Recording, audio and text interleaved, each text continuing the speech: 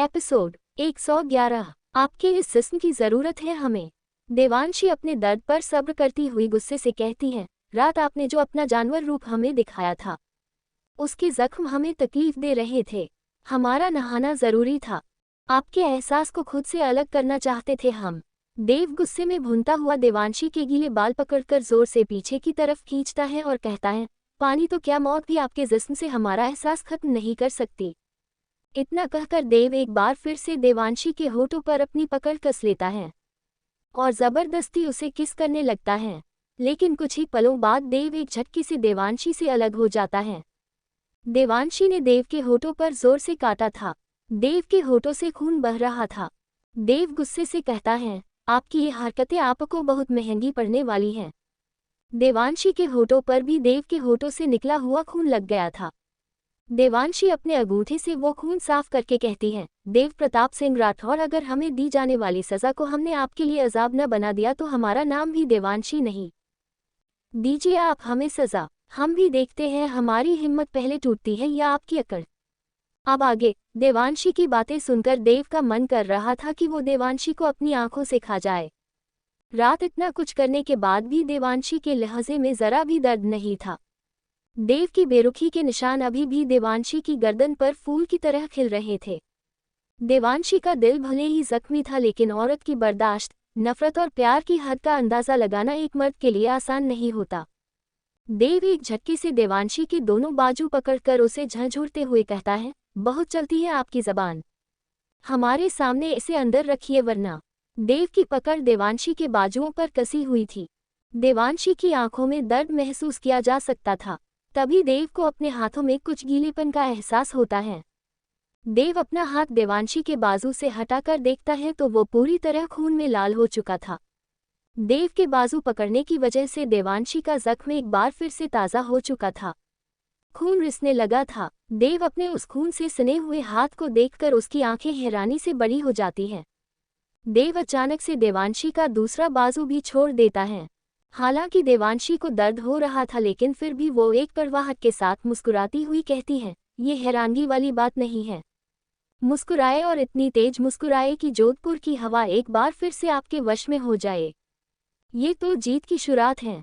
जिस दिन आप पूरी तरह हमारी हिम्मत को तोड़ देंगे उस दिन फिर से जोधपुर का पत्ता पत्ता आपकी गुलामी करने लगेगा। खून देवांशी की कोहनी से होता हुआ उसकी हथेली तक आ गया था, लेकिन सब्र की डोर अभी भी देवांशी की आंखों में नजर आ रही थी, जो कहीं न कहीं देव को कमजोर कर रही थी। देवांशी देव के सामने से हटकर वहां से जाने लगती है, लेकिन देव देवांशी की आंखों में देखता हुआ कहता है, जोधपुर का पत्ता पत्ता हमारी गुलामी करे या न करे, लेकिन ये बेखौफ आंखें, आपकी इन आंखों को हमारी गुलामी करनी ही पड़ेंगी। देवांशी एक रुबाब के साथ कहती है, इस जन्म में तो ये नामुमकिन नहीं है। इस नामुमकिन को मुमकिन करना हमें हमारी सांसों से ज्यादा जरूरी है। इतना कहकर देव देवांशी का हाथ पकड़कर उसे खींचता हुआ बैग पर जबरदस्ती बैठा देता है।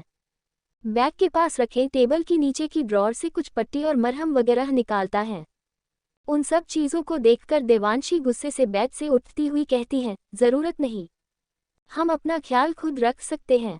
देव गुस्से से देवांशी का हाथ पकड़कर वापस अपने पास बैठा लेता है और कहता है, खुशफहमी पालने की कोई ज़रूरत नहीं है। आपका ख्याल रखने के लिए फालतू वक्त नहीं है हमारे पास। लेकिन देवांशी हैरानी से देव के चेहरे को देखते हुए कहती है, लेकिन क्या? प्रश्नवाचक चिन्ह। देव गुस्से से भड़कता हुआ कहता है, लेकिन मजबूरी है हमारी। आपके इस जिस्म की ज़रूरत है हमें अपना मकसद पूरा करने के लिए। अभी बहुत कुछ सहना है इस जिस्म को। जैसलमेर का उत्तराधिकारी देवांश प्रताप सिंह राठौर, हमारा बेटा चाहिए हमें आपके इस जिस्म से। देव देवांशी की आस्तीन ऊपर करके उसका खून कॉटन से साफ करता है और एक बार में ही बहुत सारा मरहम देवांशी के जख्म पर एक साथ बेरहमी से मल देता है। देवांशी की दर्द से भरी आह निकल जाती है। देवांशी देव का हाथ रोकने के लिए उसका हाथ कसकर पकड़ लेती है और अपनी आंखें कसकर बंद कर लेती है। देव एक तंज भरी मुस्कान के साथ कहता है, क्या हुआ, दर्द हो रहा है आपको? देवांशी आंसुओं से भरी बड़ी बड़ी आंखें खोलकर उसकी तरफ देखती है तो देव जख्म पर कॉटन रखकर पट्टी बांधता हुआ कहता है, इससे कहीं ज्यादा दर्द हुआ होगा शिवांग भाई सा को जब आपने अपनी तलवार हमारे भाई के सीने में उतारी होगी। इस दर्द से कहीं ज्यादा दर्द है रुद्र की आंखों में।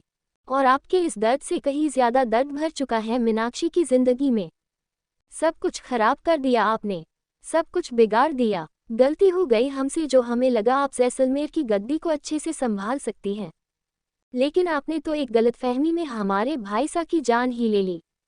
एक हंसते खेलते परिवार को जिंदगी भर का गम दे दिया आपने। जो एक बेगुनाह को सजा दे सकता है वो शासन नहीं कर सकता है। आप जैसलमेर की राजगद्दी के लायक ही नहीं हैं। देवांशी एकटक देव को देख रही थी। देवांशी कभी तो देव की आंखों में अपने लिए फिक्र देखती तो पल भर में ही हद से ज्यादा नफरत महसूस करने लगती। अब तक देवांशी के हाथ पर अच्छे से पट्टी बंध चुकी थी। देव बेड से खड़ा होकर कहता है, आज से 11 दिन तक आपको हर रोज 300 भिक्षुओं का खाना बनाना है और अपने हाथों से उन्हें परोसना भी है। इस वक्त 7 बज चुके हैं, ठीक 11 बजे सब कुछ तैयार हो जाना चाहिए। अपनी बात कहकर देव बाथरूम में चला जाता है। देवांशी अपने हाथ की तरफ देखती है और अपने जख्म पर हाथ रखकर महसूस करती हुई कहती है, गलतफहमी तो आपको भी हुई है कुंवर सा। अगर आपने हम पर विश्वास किया होता तो शायद आपके लिए समझना थोड़ा आसान हो जाता कि हमने आपके भाई सा को नहीं मारा। हम उन्हें मारने के इरादे से जरूर गए थे, लेकिन हमने रुद्र के सर से उनके बाप का साया नहीं छीना। जितने बेकसूर शिवांग भाई सा थे उतने ही बेकसूर हम भी हैं। शहर दिल्ली, राधिका का अपार्टमेंट। राधिका अपने ही अपार्टमेंट में बंधी पड़ी थी। गले में मंगलसूत्र था और मांग में सिंदूर था। राघव भी वही था। पास में खाना रखा हुआ था, लेकिन कमरे में गहरा सन्नाटा था। राघव सख्त लहजे से कहता है, खाना खा लो। राधिका गुस्से से राघव की तरफ देखती है। इसमें घूरने वाली क्या बात है? खाना लाया हूँ, खा लो, भूख लगी होगी तुम्हें। राधिका कुछ सोचती हुई मासूमियत से कहती है, हाथ बंधे हुए हैं मेरे, खाना खाने के लिए हाथों की जरूरत पड़ती है। राघव जी प्लीज मेरे हाथ खोल दीजिए, मैं वादा करती हूँ भागूंगी नहीं, और अब तो हमारी शादी भी हो चुकी है। हाँ तो मैं खोल देता हूँ, इसमें नाराजगी वाली कौन सी बात है? इतना कहकर राघव राधिका के हाथ खोल देता है। राधिका अपनी जगह से खड़ी होकर जाने लगती है तो राघव गुस्से से राधिका का हाथ पकड़ते हुए कहता है, खाने के लिए कहा है, जाने के लिए नहीं कहा। मालूम है, लेकिन मैं तो सिर्फ हाथ धोने जा रही हूँ। राघव राधिका के साथ किचन में जाता है और उसके साथ ही वापस आता है। राधिका खाने के पास बैठ जाती है और खाना खाने लगती है। राघव हैरान था राधिका को इतने आराम से खाना खाते देख, क्योंकि जो कुछ राघव ने राधिका के साथ किया था उसके हिसाब से तो राधिका का बिहेव बिल्कुल ही नॉर्मल था। जैसे ही खाना खत्म होने वाला था, राधिका को धसका लग जाता है। राघव जल्दी से पानी का गिलास राधिका को देता है, लेकिन राधिका के हाथ से वो गिलास फिसलकर गिर जाता है। राधिका उसे किचन से पानी लाने के लिए इशारा करती है। राघव बिना कुछ सोचे समझे किचन की तरफ पानी लेने जाता है, लेकिन जब वो पानी लेकर वापस आता है तो उसे राधिका उसकी जगह दिखाई नहीं देती है। राघव गुस्से से वो गिलास फर्श पर फेंककर मारता है। राघव फुर्ती से बालकनी से बाहर झांक कर देखता है तो राधिका उसे भागती हुई दिखाई देती है। राधिका बालकनी से कूदकर भाग गई थी। राघव को अंदाजा नहीं था एक मासूम सी दिखने वाली लड़की इतनी आसानी से इतनी ऊंचाई से कूदकर भाग सकती है। राघव गुस्से से अपनी मुट्ठी कसता हुआ कहता है, बहुत बड़ी गलती कर दी तुमने। मुझे लगा था इस रिश्ते को प्यार से संजोया जा सकता है, लेकिन तू मुझे एक शरीफ पति बनने नहीं दोगी। अब देखो मैं क्या करता हूँ। इस धोखे का अंजाम बहुत बुरा होने वाला है। आधे घंटे बाद देव नहाकर बाहर आता है। देव के कपड़े बैग पर निकले हुए रखे थे। देव गुस्से से उन कपड़ों को उठाकर फर्श पर फेंक देता है और कबर्ड से दूसरे कपड़े निकालकर पहनता है। देव आईने के सामने खड़ा अपने बाल सेट कर रहा था, तभी उसे अपने पॉकेट में कुछ रखे होने का एहसास होता है। देव अपने पॉकेट में हाथ डालकर देखता है तो उसमें एक छोटा कागज था जिस पर लिखा था, एक जानवर कुछ भी पहन ले वो इंसान नहीं बन सकता, और हमारी आंखों में गुलामी देखने की आपकी तमन्ना कभी भी पूरी नहीं होगी, मरते दम तक पूरी नहीं होगी। वादा है हमारा आपसे कुंवर सा। देवांशी ने कुंवर सा शब्द जानबूझकर उसे गुस्सा दिलाने के लिए रखा था।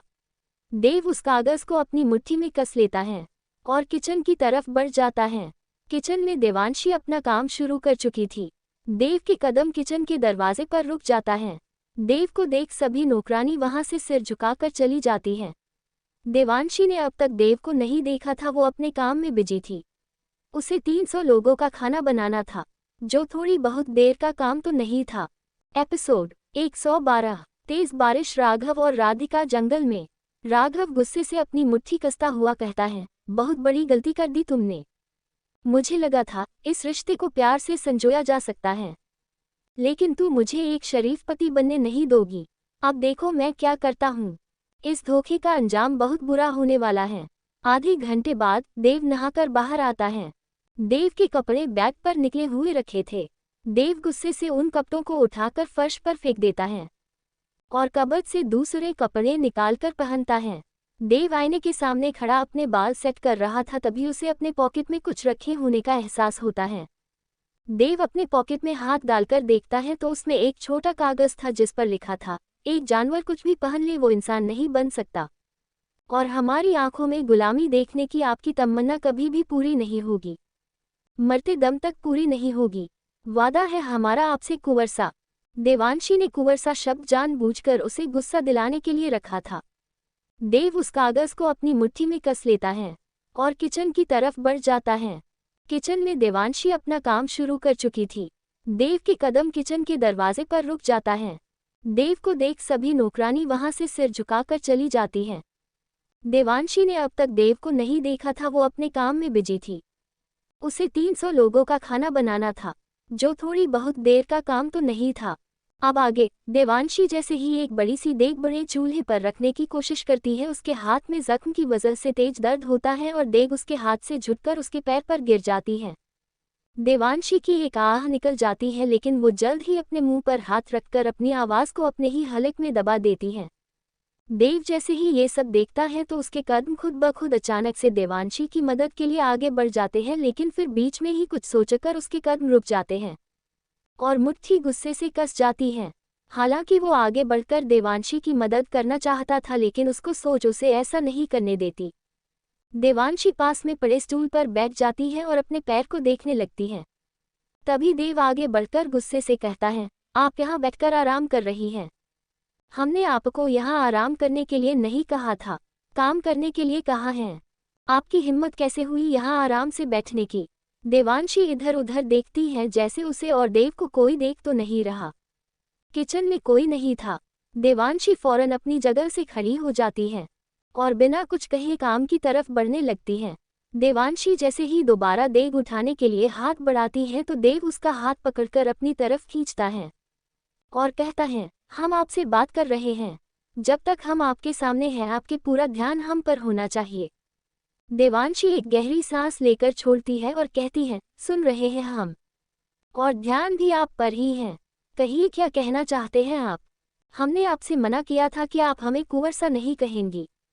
हमें अच्छी तरह याद है, लेकिन हमने आपको वे शब्द नहीं कहे बल्कि लिखे हैं, और आपने लिखने के लिए तो मना नहीं किया था। देव की मुट्ठी कस जाती है। देव दांतों को भींचकर गुस्से से कहता है, आपकी हिम्मत कैसे हुई हमारे लिए जानवर शब्द यूज करने की। देवांशी बेफिक्री से कहती है, हमने जो महसूस किया वो ही कहा। आपने जो कुछ हमारे साथ रात किया, उसके बाद हमें ये बात जब तक याद रहेंगी हम आपको जानवर ही कहेंगे, या इससे भी बढ़कर आपको कोई नाम दे सकते हैं। इसलिए आइंदा हमारे जिस्म पर अपनी ताक दिखाने से पहले अपने नए नामों के बारे में सोच लीजिएगा। देव की हरी नसें गुस्से से तनी हुई साफ दिखाई दे रही थी। रसोई का टेम्परेचर देव की वजह से कुछ ज्यादा ही बढ़ गया था। देव देवांशी का हाथ पकड़कर गुस्से से कहता है, नाश्ता कौन बनाएगा हमारे लिए। हमने आपसे कहा था हमें तीनों वक्त आपके हाथों से बना खाना चाहिए।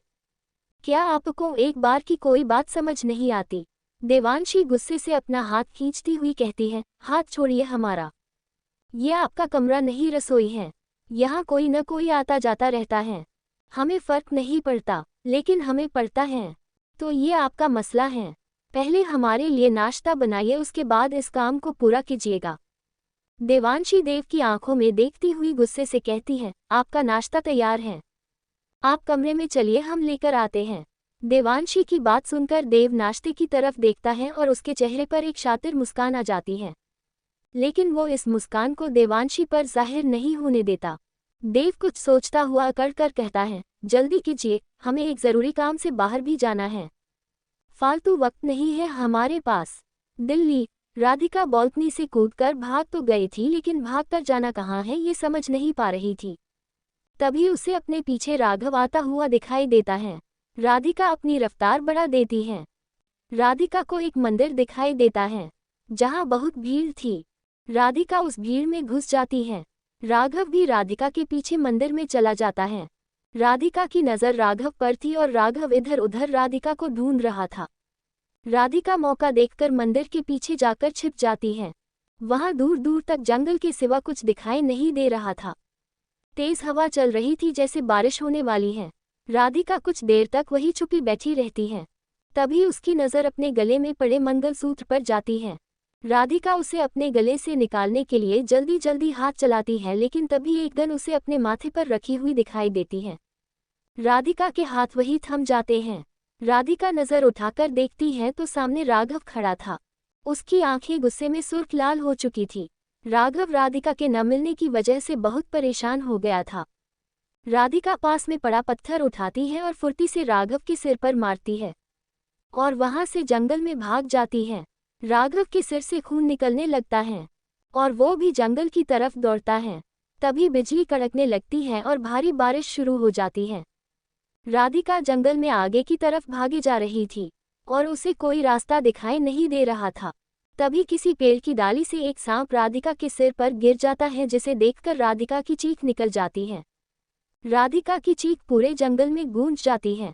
राघव को भी राधिका की आवाज़ से उसकी डायरेक्शन का अंदाज़ा हो जाता है। राघव भागकर उस तरफ जाता है तो देखता है एक सांप राधिका की गर्दन में लिपटा हुआ है और उसे बहुत ध्यान से देख रहा है। राधिका के होंठ कांप रहे थे, बालों से पानी टपक रहा था। राधिका की नज़र सांप के फन पर थी। राधिका को राघव के आने का अंदाज़ा हो गया था, लेकिन इस वक्त वो भागने की पोजीशन में बिल्कुल भी नहीं थी। डर उसकी आंखों में साफ दिखाई दे रहा था। राधिका के कदम लड़खड़ा रहे थी। राघव धीरे धीरे आगे बढ़कर फटाक से सांप का फन पकड़कर दूर फेंक देता है। राधिका एक गहरी सुकून की सांस लेती है, लेकिन तभी राघव राधिका का हाथ पकड़कर उसे जंगल से बाहर ले जाने लगता है। राधिका गुस्से से कहती है, छोड़िए मुझे नहीं जाना आपके साथ। राघव राधिका का हाथ हर कदम पर खींच रहा था।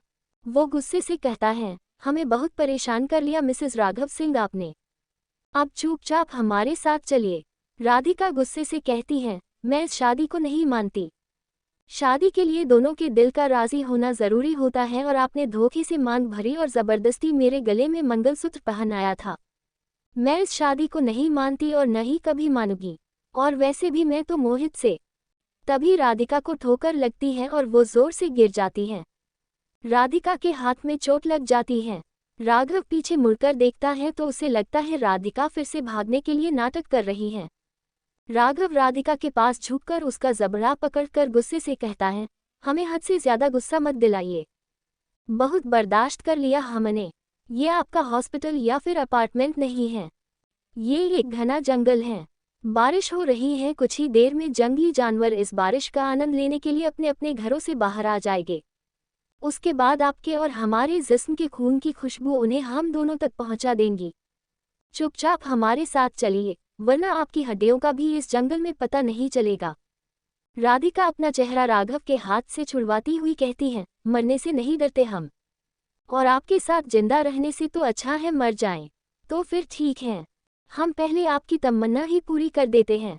इतना कहकर राघव राधिका के सिर पर अपनी गन रख देता है। तभी जंगल में एक जोर की आवाज आती है। राधिका अंदर तक हिल जाती है। राघव मुस्कुराकर कहता है, अरे वाह, अब तो हमें अपनी गोली भी ज़ाया नहीं करनी पड़ेगी और आपकी तमन्ना भी पूरी हो जाएगी। लेकिन क्या आप जानती हैं ये किस जानवर की आवाज़ थी? राधिका की आंखों में डर साफ दिखाई दे रहा था। राधिका नामे गर्दन हिला देती है। राघव अपनी बुलेट की गोली चेक करता हुआ कहता है, ये कुछ जंगली आदमखोर कुत्तों की आवाज़ है। हमारी बुलेट में अभी भी 4 गोली हैं। हम तो इनके सहारे जंगल से निकल जाएंगे, क्योंकि हमें रास्ता भी मालूम है, लेकिन आपको देखकर पता चल रहा है आपको इस जंगल का बिल्कुल भी अंदाज़ा नहीं है और आपको जानवरों से भी बहुत डर लगता है। आप हमसे दूर भागना चाहती थी तो अब आप भाग सकती हैं। इतना कहकर राघव राधिका को जंगल में छोड़कर वहां से जाने लगता है। राघव सिर्फ राधिका को डराने के लिए ये सब कह रहा था, जिससे वो उसके साथ चलने के लिए मान जाए। राधिका को उस घने जंगल में छोड़ने का इरादा तो नहीं था राघव का। राधिका जैसे ही उठने की कोशिश करती है तो उसे अपने पैर में एक तेज दर्द होता है। जिसकी वजह से उसकी चीख निकल जाती है। राघव सोचता है राधिका सिर्फ नाटक कर रही है। राघव दूर से ही कहता है, एक बार तुम्हारे नाटक में फंस चुके हूँ, दोबारा नहीं फंसेंगे। एपिसोड 113। आज हम अपनी फर्स्ट नाइट सेलिब्रेट करेंगे। तो फिर ठीक है, हम पहले आपकी तमन्ना ही पूरी कर देते हैं। इतना कहकर राघव राधिका के सिर पर अपनी गन रख देता है। तभी जंगल में एक जोर की आवाज आती है। राधिका अंदर तक हिल जाती है। राघव मुस्कुराकर कहता है, अरे वाह, अब तो हमें अपनी गोली भी ज़ाया नहीं करनी पड़ेगी और आपकी तमन्ना भी पूरी हो जाएगी। लेकिन क्या आप जानती हैं ये किस जानवर की आवाज़ थी? राधिका की आंखों में डर साफ दिखाई दे रहा था। राधिका नामे गर्दन हिला देती है। राघव अपनी बुलेट की गोली चेक करता हुआ कहता है, ये कुछ जंगली आदमखोर कुत्तों की आवाज़ है। हमारी बुलेट में अभी भी 4 गोली हैं। हम तो इनके सहारे जंगल से निकल जाएंगे क्योंकि हमें रास्ता भी मालूम है, लेकिन आपको देखकर पता चल रहा है आपको इस जंगल का बिल्कुल भी अंदाज़ा नहीं है और आपको जानवरों से भी बहुत डर लगता है। आप हमसे दूर भागना चाहती थी तो अब आप भाग सकती हैं। इतना कहकर राघव राधिका को जंगल में छोड़कर वहां से जाने लगता है। राघव सिर्फ राधिका को डराने के लिए ये सब कह रहा था, जिससे वो उसके साथ चलने के लिए मान जाए। राधिका को उस घने जंगल में छोड़ने का इरादा तो नहीं था राघव का। राधिका जैसे ही उठने की कोशिश करती है तो उसे अपने पैर में एक तेज दर्द होता है, जिसकी वजह से उसकी चीख निकल जाती है। राघव सोचता है राधिका सिर्फ नाटक कर रही है। राघव दूर से ही कहता है, एक बार तुम्हारे नाटक में फंस चुके हूँ, दोबारा नहीं फंसेंगे। अब आगे राधिका मन ही मन बुदबुदाती है, अभी तो हमें मरने की भी इजाज़त नहीं है। देवांशी जोधपुर में फंस चुकी है और मोहित का भी कहीं अता पता नहीं। इस वक्त यहाँ से निकलने में ही भलाई है। राधिका गुस्से से कहती है, आपके खींचने की वजह से हम गिर गए और लगता है हमारे पैर में मोच भी आ गई है। नाटक नहीं कर रहे हैं हम, सच में दर्द हो रहा है। हमें भी अपने साथ ले चलिए, हम जंगली आदमखोर कुत्तों का शिकार नहीं बनना चाहते। राघव एक सीरियस लुक के साथ राधिका को देखता है। राधिका की आंखों में डर था। राघव और राधिका अब तक पूरी तरह भीग चुके थे। राघव के माथे से खून बह रहा था। राघव अपना रुमाल निकालकर अपने माथे पर कसकर बांध लेता है। राघव राधिका के पास जाकर उसे खड़ा करने के लिए हाथ आगे बढ़ा देता है। राधिका हाथ पकड़कर उठने की कोशिश करती है, लेकिन तेज दर्द उसे उठने नहीं देता। राधिका अपने पैर को पकड़ती हुई कहती है, बहुत दर्द हो रहा है, हम नहीं चल पाएंगे। राघव अपनी गन अपने पॉकेट में रखता है और आगे बढ़कर राधिका को अपनी गोद में उठा लेता है और जंगल से बाहर जाने लगता है। राधिका अपने दोनों हाथ राघव की गर्दन में डाल लेती है। राघव के सिर से अभी भी खून रिस रहा था। उसका सफ़ेद रुमाल लाल हो गया था। राघव के चेहरे और बालों से बारिश का पानी राधिका के ऊपर टपक रहा था।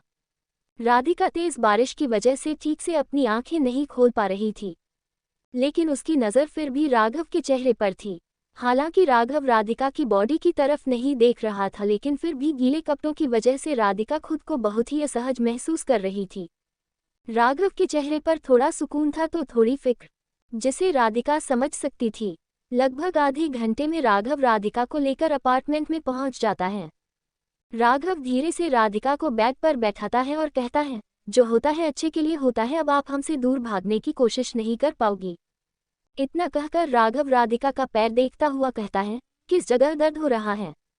राधिका राघव को रोकते हुए कहती है, नहीं, कोई ज़रूरत नहीं है, हम खुद कर लेंगे। अब ठीक है, इतना तेज दर्द नहीं हो रहा है। राघव अचानक से थोड़ा तेज से राधिका का पैर भींच देता है। राधिका की चीख निकल जाती है और वो गुस्से से कहती है, दिमाग खराब हो गया है आपका? आपको दिखाई नहीं दे रहा है? हमारे पैर में चोट लगी थी, हमें तकलीफ हो रही है, लेकिन अभी तो आप कह रही थी कि आप ठीक हैं, दर्द भी नहीं हो रहा है। इधर दिखाए, हम अभी ठीक कर देते हैं। बहुत तेज मुड़ गया है, आपसे नहीं होगा। और वैसे भी दर्द देने वाला अगर दर्द का इलाज करे तो कोई भी दर्द ठीक नहीं हो सकता।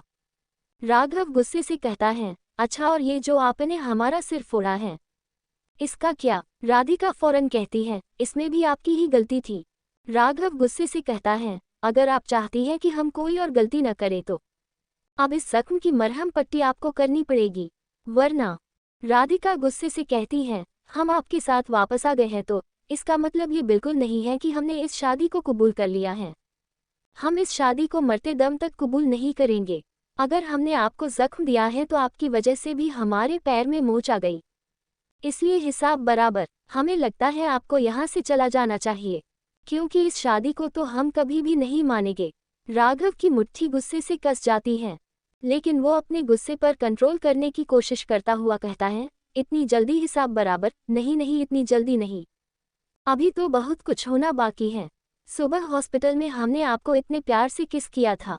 अगर अब आप चाहती हो कि हम यहाँ से चले जाएं तो आपको वैसे ही प्यार से हमें एक किस करनी होगी। और अगर आप हमें किस नहीं करेगी तो हम आज अपनी फर्स्ट नाइट सेलिब्रेट करेंगे, क्योंकि शादी तो हो चुकी है और आप हमें रोकने की कंडीशन में भी नहीं हैं। राधिका की आंखें हैरानी से बड़ी हो जाती हैं और वो लगभग चीखती हुई कहती है, आपका दिमाग खराब हो गया है। शायद आपको हमारी बात समझ नहीं आ रही है, जबकि हम सीधे लफ्ज़ों में कह चुके हैं, हम इस शादी को कबूल नहीं करते हैं और ना ही कभी भी करेंगे। हमारी नज़र में इस शादी की कोई अहमियत नहीं है, नहीं है, नहीं है। आपको हमारी बात समझ क्यों नहीं आती? राघव गुस्से से राधिका की तरफ बढ़कर उसके बाल पकड़कर जोर से खींचता है, बहुत बर्दाश्त कर लिया हमने। अगर एक बार और अपने मुंह से ये नहीं शब्द निकाला तो कसम खाकर कहते हैं, आप मरकर भी हमें मनमानी करने से नहीं रोक पाएगी। आपकी नज़र में इस शादी की कोई अहमियत नहीं है तो कोई बात नहीं, हमारी नज़र में तो है और इस रिश्ते को कामयाब करने के लिए इतना ही काफ़ी है। अगर ये एक तरफा मोहब्बत है तो हम वादा करते हैं ये एक तरफा मोहब्बत भी इस रिश्ते को मुकम्मल करने के लिए काफ़ी होगी। राघव की बातें सुनकर राधिका को डर लग रहा था। राघव की आंखों में अपनी बातों के लिए एक विश्वास, एक जुनून और एक जिद थी। 5 मिनट है आपके पास, जल्दी से सोच लीजिए, या तो हम एक किस लेकर यहाँ से जाएंगे या फिर आज हम अपनी फर्स्ट नाइट सेलिब्रेट करेंगे। इतना कहकर राघव राधिका का पैर पकड़कर जोर से घुमाता है। राधिका की एक जोरदार चीख निकल जाती है, लेकिन अगले ही पल उसे एहसास होता है कि उसके पैर में अब दर्द नहीं हो रहा है। राधिका अपने पैर को देखती हुई पल भर की सुकून की सांस लेती है तो राघव कहता है, अब जल्दी से हमारे सिर पर पट्टी बांधकर अपना जवाब हमें बताइए जिससे हम अपना फैसला ले सकें। देव का कमरा। देवांशी कमरे में नाश्ता लेकर पहुंच गई थी, लेकिन हमारा निर्दयी हीरो देवांशी को कहीं दिखाई नहीं दे रहा था। देवांशी चिढ़ती हुई कहती है कहाँ आखिर ये भुक्कड़ जानवर? तभी पीछे से एक जोरदार आवाज आती है।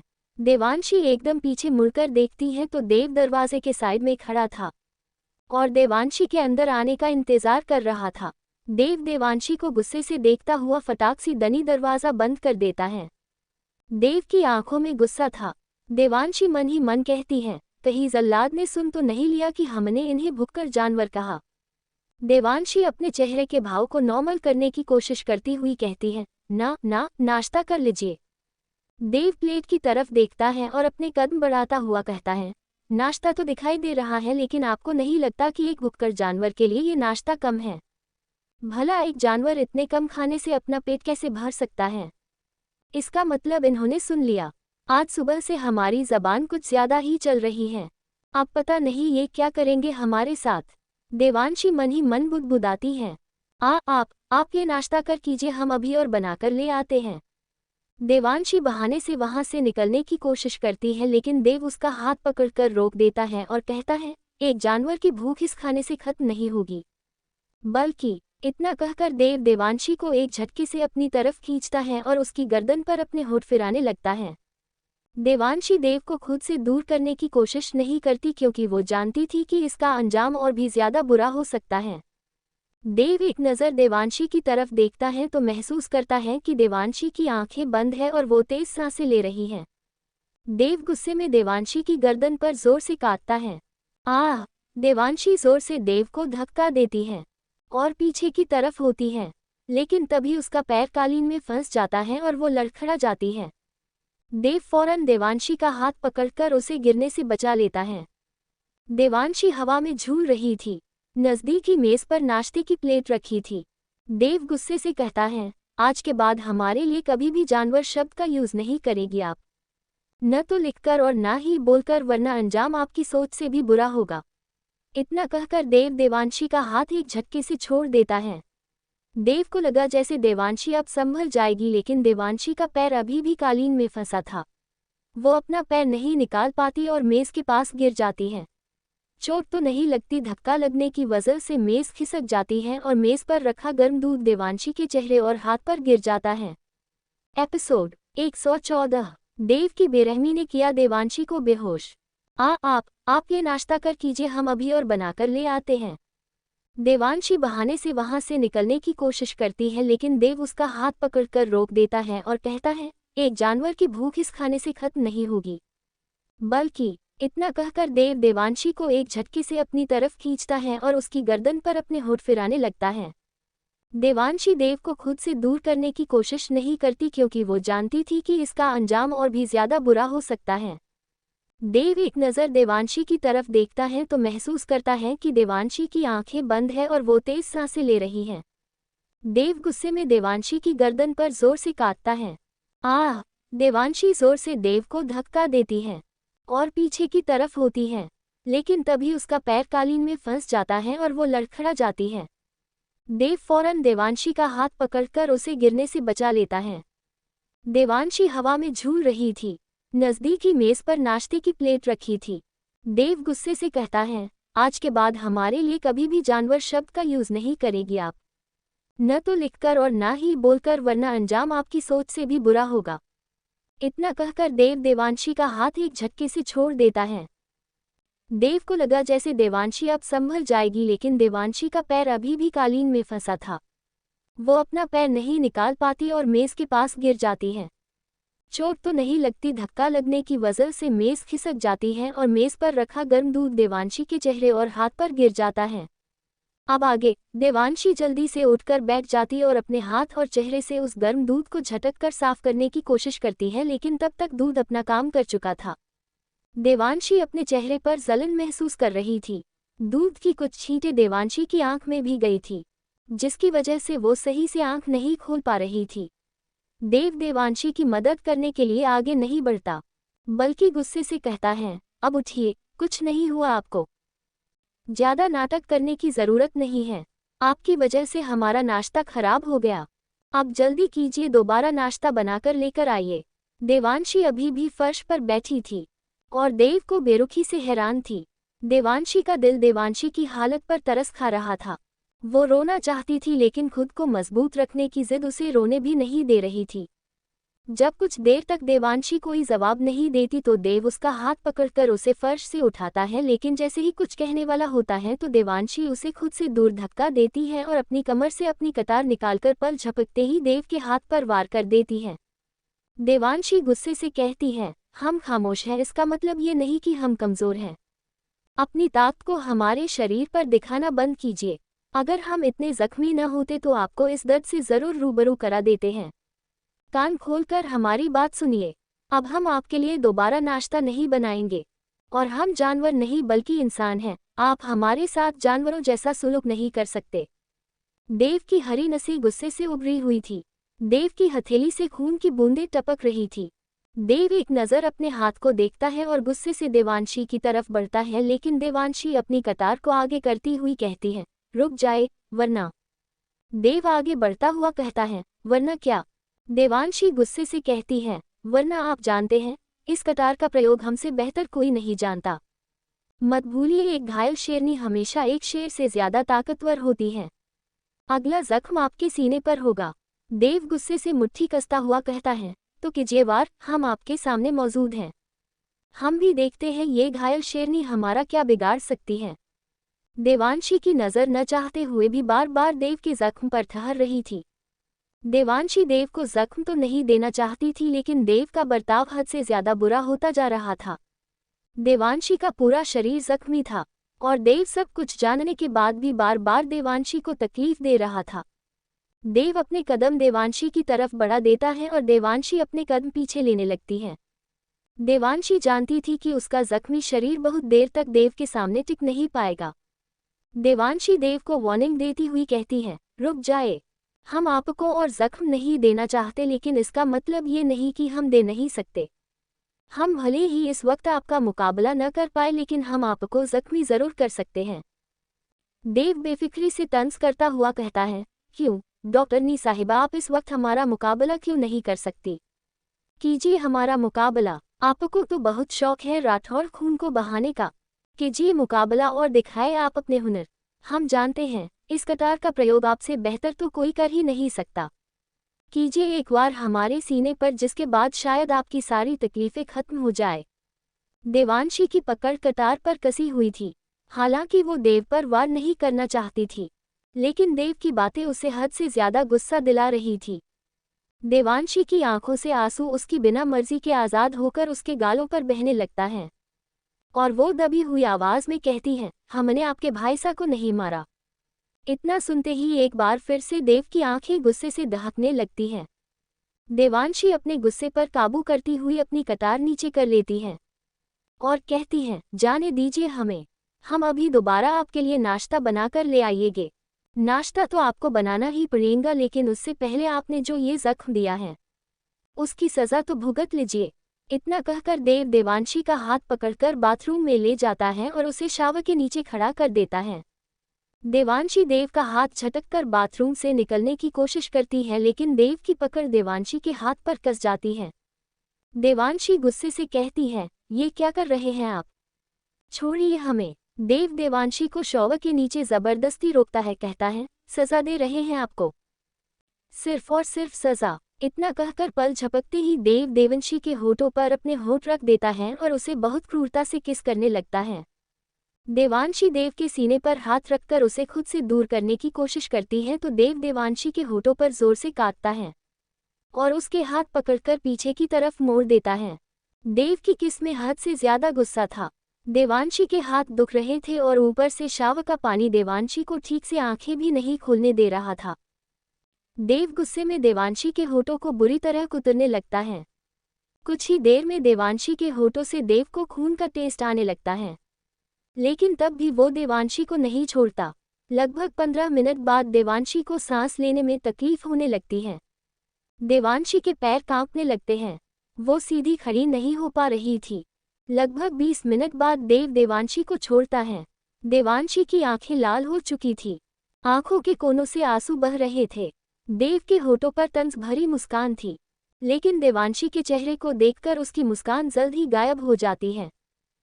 देवांशी अपने कदम पीछे ले रही थी, उसके होठों से खून रिस रहा था, चेहरा पूरा लाल हो चुका था और बदन कांप रहा था। देवांशी की हालत हद से ज्यादा दयनीय लग रही थी। देव देवांशी को थामने के लिए आगे बढ़ जाता है, लेकिन देवांशी हाथ दिखाकर उसे रोक देती है और अपने कदम पीछे लेती है। देवांशी दीवार से सट गई थी। तभी देवांशी के आंखों के सामने देव के चेहरा धुंधला होने लगता है। देवांशी कंपकपाती हुई आवाज में कहती है, हमसे नफरत करनी है तो इरादे मजबूत रखिए, हमारा तकलीफों से बहुत पुराना रिश्ता है, हमारे आंसू देखकर पिघलने की गलती मत करिए। देवांशी की आंखें झपने लगती हैं और वो बेहोश हो जाती है। पल भर के लिए देव के हाथ कांप जाते हैं, लेकिन देवांशी के गिरने से पहले ही वो देवांशी को थाम लेता है। एपिसोड 115। डॉक्टरनी साहिबा, अब वार करने की बारी हमारी है। देवांशी के पैर कांपने लगते हैं, वो सीधी खड़ी नहीं हो पा रही थी। लगभग 20 मिनट बाद देव देवांशी को छोड़ता है। देवांशी की आंखें लाल हो चुकी थी, आंखों के कोनों से आंसू बह रहे थे। देव के होठों पर तंज भरी मुस्कान थी, लेकिन देवांशी के चेहरे को देखकर उसकी मुस्कान जल्द ही गायब हो जाती है। देवांशी अपने कदम पीछे ले रही थी, उसके होठों से खून रिस रहा था, चेहरा पूरा लाल हो चुका था और बदन कांप रहा था। देवांशी की हालत हद से ज्यादा दयनीय लग रही थी। देव देवांशी को थामने के लिए आगे बढ़ जाता है, लेकिन देवांशी हाथ दिखाकर उसे रोक देती है और अपने कदम पीछे लेती है। देवांशी दीवार से सट गई थी। तभी देवांशी के आंखों के सामने देव के चेहरा धुंधला होने लगता है। देवांशी कंपकपाती हुई आवाज में कहती है, हमसे नफरत करनी है तो इरादे मजबूत रखिए, हमारा तकलीफों से बहुत पुराना रिश्ता है, हमारे आंसू देखकर पिघलने की गलती मत करिए। देवांशी की आंखें झपने लगती हैं और वो बेहोश हो जाती है। पल भर के लिए देव के हाथ कांप जाते हैं, लेकिन देवांशी के गिरने से पहले ही वो देवांशी को थाम लेता है। अब आगे देव देवांशी के गाल पर थपथपाकर उसे उठाने की कोशिश करता है, लेकिन देवांशी कोई रिस्पॉन्स नहीं करती। वो देव की बाहों में झूल रही थी। देव के चेहरे पर फिक्र की लकीरें थी। देव गुस्से से कहता है, उठिए। देवांशी कोई जवाब नहीं देती। आंखें खोलिए वरना। तभी देव को खुद का अक्स सामने आईने में नजर आता है। जो देव के ऊपर जोर से हंसकर कहता है, अरे ये क्या कर रहे हैं आप तो परेशान हो रहे हैं इनके लिए। मत भूलिए ये एक गुनहगार हैं। एक निर्दोष का खून किया है इन्होंने। आपको तो खुश होना चाहिए। इन्हें तकलीफ में देखना ही तो चाहते थे आप। खुश हो जाए। देखिए इनके चेहरे को आपकी जीत लिखी हुई है इस पर। देव का ज़मीर देव को झंझोर रहा था। देव की आंखों में आंसू आ जाते हैं लेकिन वो जल्द ही अपने दिल पर कंट्रोल कर लेता है। देव देवांशी को उठाकर कमरे में ले आता है और उसके गीले कपड़े बदलता है। देवांशी के शरीर पर रात की निशानियों के अलावा भी बहुत सारे चोट के निशान थे। रात गुस्से में देव ने वो सब निशान नहीं देखे थे। देव देवांशी की नब्ज चेक करता है और उसके बाद उसे एक दवाई भी खिलाता है। हालांकि बेहोशी की हालत में देवांशी को दवाई खिलाना आसान नहीं था, फिर भी देव अपने हिसाब से देवांशी को दवाई खिला देता है और एक एक करके देवांशी के जख्मों पर आराम आराम से मरहम लगाता है। ये सब करते हुए देव खुद से ही कहता है, अगर आपने ये एक गलती न की होती तो आज हमारे और आपके रिश्ते का अंजाम ये न होता। आपने तो इस रिश्ते को अपने विश्वास की डोरी से सींचा था, तो फिर इतनी बड़ी गलती करके क्यों आपने इस रिश्ते को खत्म कर दिया। भले ही आपकी आंखें आपको निर्दोष साबित करती है, लेकिन जो कुछ हमने उस खत में पढ़ा और जो कुछ हमारी आंखों ने देखा वो सब आपके किरदार को सिर्फ झूठा ही साबित करता है। आपने मजबूर किया है हमें इस बेरुखी के लिए।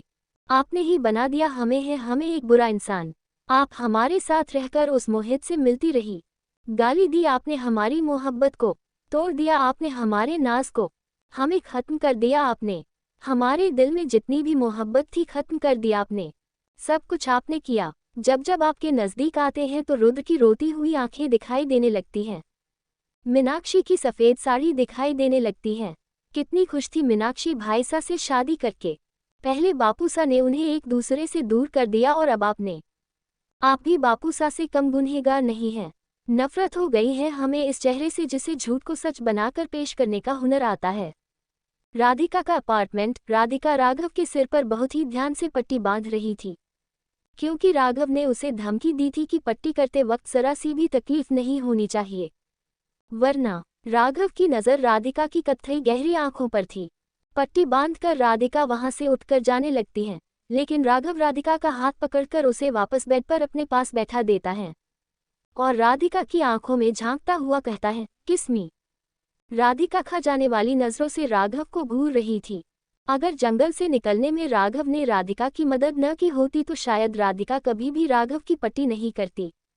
राघव मुस्कुराकर कहता है, किस करने के लिए कहा है, खाने के लिए नहीं। राधिका दांतों को बींचकर अपना हाथ राघव के हाथ से छुड़वाती हुई कहती है, हम आपको किस नहीं करेंगे। राघव तंज करता हुआ आराम से कहता है, तो फिर ठीक है, मत कीजिए किस, हम अपनी फर्स्ट नाइट सेलिब्रेट कर लेते हैं। इतना कहकर राघव राधिका के होठों की तरफ बढ़ जाता है। राधिका गुस्से से कहती है, दूर रहिए हमसे, हमने अभी तक इस रिश्ते को नहीं अपनाया है। पहली बात तो हमें फर्क नहीं पड़ता, और दूसरी बात आज रात के बाद आपको इस रिश्ते को कबूल करना ही पड़ेगा। आप हमारे साथ ज़बरदस्ती नहीं कर सकते। आपको शायद अंदाज़ा नहीं है, लेकिन हम आपको पाने के लिए कुछ भी कर सकते। आप एक बेहद ही बुरे इंसान हैं, हमें अच्छी तरह मालूम है। हमारे बारे में कोई नई बात बताइए, हम कभी भी इस रिश्ते को मुकम्मल नहीं होने देंगे। आप हमें रोक नहीं पाएगी। राघव एक झटके से राधिका का बेड पर धक्का दे देता है और उसे किस करने के लिए आगे बढ़ जाता है। राधिका खुद को बचाने की कोशिश करती है और देव के पेट में एक जोरदार लात मारती है। राघव गुस्से से कहता है, एक नाजुक सी दिखने वाली लड़की हमें चोट पहुंचा सकती है, हमने कभी नहीं सोचा था। राधिका गुस्से से कहती है, हमारा किरदार आपकी सोच से बहुत आला है, आप इतनी आसानी से हम पर काबू नहीं कर पाएंगे। इतना कहकर राधिका राघव को जोर से धक्का देती है और बैग के नीचे से अपनी तलवार निकाल लेती है। राघव हैरानी से राधिका को देखते हुए कहता है, आपने अपने घर में हथियार छिपाकर रखे हुए हैं। राधिका तलवार लेकर आगे बढ़ती हुई कहती है, मजबूरी है, अपनी हिफाजत करने के लिए अक्सर इन हथियारों की ज़रूरत पड़ ही जाती है। राधिका तलवार से राघव पर वार कर देती है, लेकिन राघव जल्द ही अपनी जगह से हटकर बेड पर कूद जाता है और मुस्कुराकर कहता है, डॉक्टर नी साहिबा, इस तरह तो हम आपके दीवाने बन जाएंगे। राधिका वार पर वार करती है, लेकिन राधिका की तलवार राघव को छू नहीं पाते, जिससे राधिका बुरी तरह खींच जाती है तभी राघव की नज़र पानी के जग पर पड़ती है, जिसे उठाकर राघव सारा पानी राधिका के मुंह पर फेंक देता है और पल झपकते ही उसके हाथ से तलवार छीनकर कहता है, डॉक्टरनी साहिबा, अब वार करने की बारी हमारी है। राधिका हैरानी से अपने खाली हाथ की तरफ देखती है जिसमें अभी थोड़ी देर पहले तलवार थी। राघव तलवार की नोक राधिका की गर्दन पर रखकर कहता है, उधर नहीं, इधर देखिए। शादी की पहली रात है, हम से नज़र हटाना महंगा पड़ सकता है। राधिका की सांसें भारी चल रही थी और राघव के होठों पर मुस्कान थी। राघव अपने हाथ से तलवार फेंक देता है और राधिका की तरफ बढ़ जाता है। राघव आगे बढ़कर राधिका के माथे पर बड़े प्यार से किस करके कहता है, डॉक्टरनी साहिबा, शांत हो जाए। हम इतने बुरे इंसान भी नहीं हैं जितना आप हमें समझ रही हैं। इस रिश्ते को एक मौका तो दीजिए, क्या पता आने वाले समय में ये रिश्ता आपके लिए सबसे अहम हो जाए। राधिका राघव को खुद से दूर करने की कोशिश करती है, लेकिन राघव अपनी पकड़ और भी ज्यादा कस लेता है। अब राधिका को अंदाजा हो गया था कि वो इतनी आसानी से खुद को इस रिश्ते से नहीं निकाल पाएगी। राधिका कुछ सोचती हुई कहती है, ठीक है, हम इस रिश्ते को एक मौका देने के लिए तैयार हैं, लेकिन हम आपको किस विस नहीं करेंगे। आप किसी चीज के लिए भी हमें फोर्स नहीं कर सकते। राघव राधिका की बात से इनकार करता हुआ कहता है, नहीं नहीं, ऐसा नहीं हो सकता, क्योंकि शादी की पहली रात है और आपको किस तो करनी पड़ेगी, वरना हम। राधिका भड़कती हुई कहती है, वरना क्या? अगर हम किस नहीं करेंगे तो आप जबरदस्ती करेंगे हमारे साथ? जी बिल्कुल। राधिका एक बार फिर से राघव को धक्का देकर दरवाजे से भागने की कोशिश करती है, लेकिन इस बार राघव राधिका की उम्मीद से ज्यादा तेज था। वो पल झपकते ही राधिका को पकड़ लेता है और दरवाजे के अगेंस्ट ब्लॉक करके कहता है, हमारा प्यार से बात करना आपको बिल्कुल समझ नहीं आता, लेकिन आज जबरदस्ती जरूर समझ आ जाएगी। राधिका अपने दिल को फास्ट ट्रेन की रफ्तार से भागता हुआ महसूस करती है और अपनी सांसों पर कंट्रोल करती हुई कहती है, प्लीज रुक जाए, हम तैयार हैं किस करने के लिए। राघव के चेहरे पर एक जंग जीतने वाली स्माइल आ जाती है, जैसे कि वो पहले से जानता था कि यही होने वाला है। राघव अपनी पकड़ ढीली करके कहता है, कम ऑन किस मी। राधिका मजबूरन राघव को किस करने के लिए अपने होठ बढ़ा देती है और कहती है, आंखें बंद कीजिए। राघव खुश होता हुआ जल्दी से अपनी आंखें बंद कर लेता है। राधिका चोरी से पीछे खिसकने की कोशिश करती है तो राघव अपनी पकड़ कसता हुआ कहता है, होशियारी नहीं। राधिका मजबूरी में एक हल्की सी किस करके एकदम से पीछे हो जाती है। राघव हैरानी से कहता है, व्हाट इज दिस? राधिका गुस्से से कहता है, अब इसका क्या मतलब है? ये कैसी किस थी? होठों को छूने के लिए नहीं कहा, वैसे ही किस कीजिए जैसे सुबह हमने की थी। राधिका का खून जल रहा था, उसे कितना गुस्सा आ रहा है ये सिर्फ वो ही जानती थी। जल्दी कीजिए, हम और ज्यादा इंतजार नहीं कर सकते, हमारे सब्र की हद खत्म होती जा रही है। राधिका गुस्से से अपने होठ राघव के होठों पर रखती है और गुस्से से राघव के होठों को चबाने लगती है। वो बार बार राघव के होठों पर काटती है, लेकिन राघव राधिका को खुद से दूर करने की कोशिश नहीं करता। राघव की पकड़ राधिका की कमर पर कस जाती है। जब राधिका को राघव के होठों से खून का टेस्ट आने लगता है तो राधिका राघव से अलग होकर कहती है, पेट भर गया या अभी और करनी है? एपिसोड 116। आप तो रोमांस में हद से ज्यादा कच्ची हैं। राघव खुश होता हुआ जल्दी से अपनी आंखें बंद कर लेता है। राधिका चोरी से पीछे खिसकने की कोशिश करती है तो राघव अपनी पकड़ कसता हुआ कहता है, होशियारी नहीं। राधिका मजबूरी में एक हल्की सी किस करके एकदम से पीछे हो जाती है। राघव हैरानी से कहता है, व्हाट इज दिस? राधिका गुस्से से कहता है, अब इसका क्या मतलब है?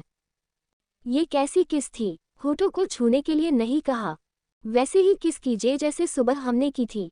राधिका का खून जल रहा था, उसे कितना गुस्सा आ रहा है ये सिर्फ वो ही जानती थी। जल्दी कीजिए, हम और ज्यादा इंतजार नहीं कर सकते, हमारे सब्र की हद खत्म होती जा रही है। राधिका गुस्से से अपने होठ राघव के होठों पर रखती है और गुस्से से राघव के होठों को चबाने लगती है। वो बार बार राघव के होठों पर काटती है, लेकिन राघव राधिका को खुद से दूर करने की कोशिश नहीं करता। राघव की पकड़ राधिका की कमर पर कस जाती है। जब राधिका को राघव के होठों से खून का टेस्ट आने लगता है तो राधिका राघव से अलग होकर कहती है, पेट भर गया या अभी और करनी है? अब आगे।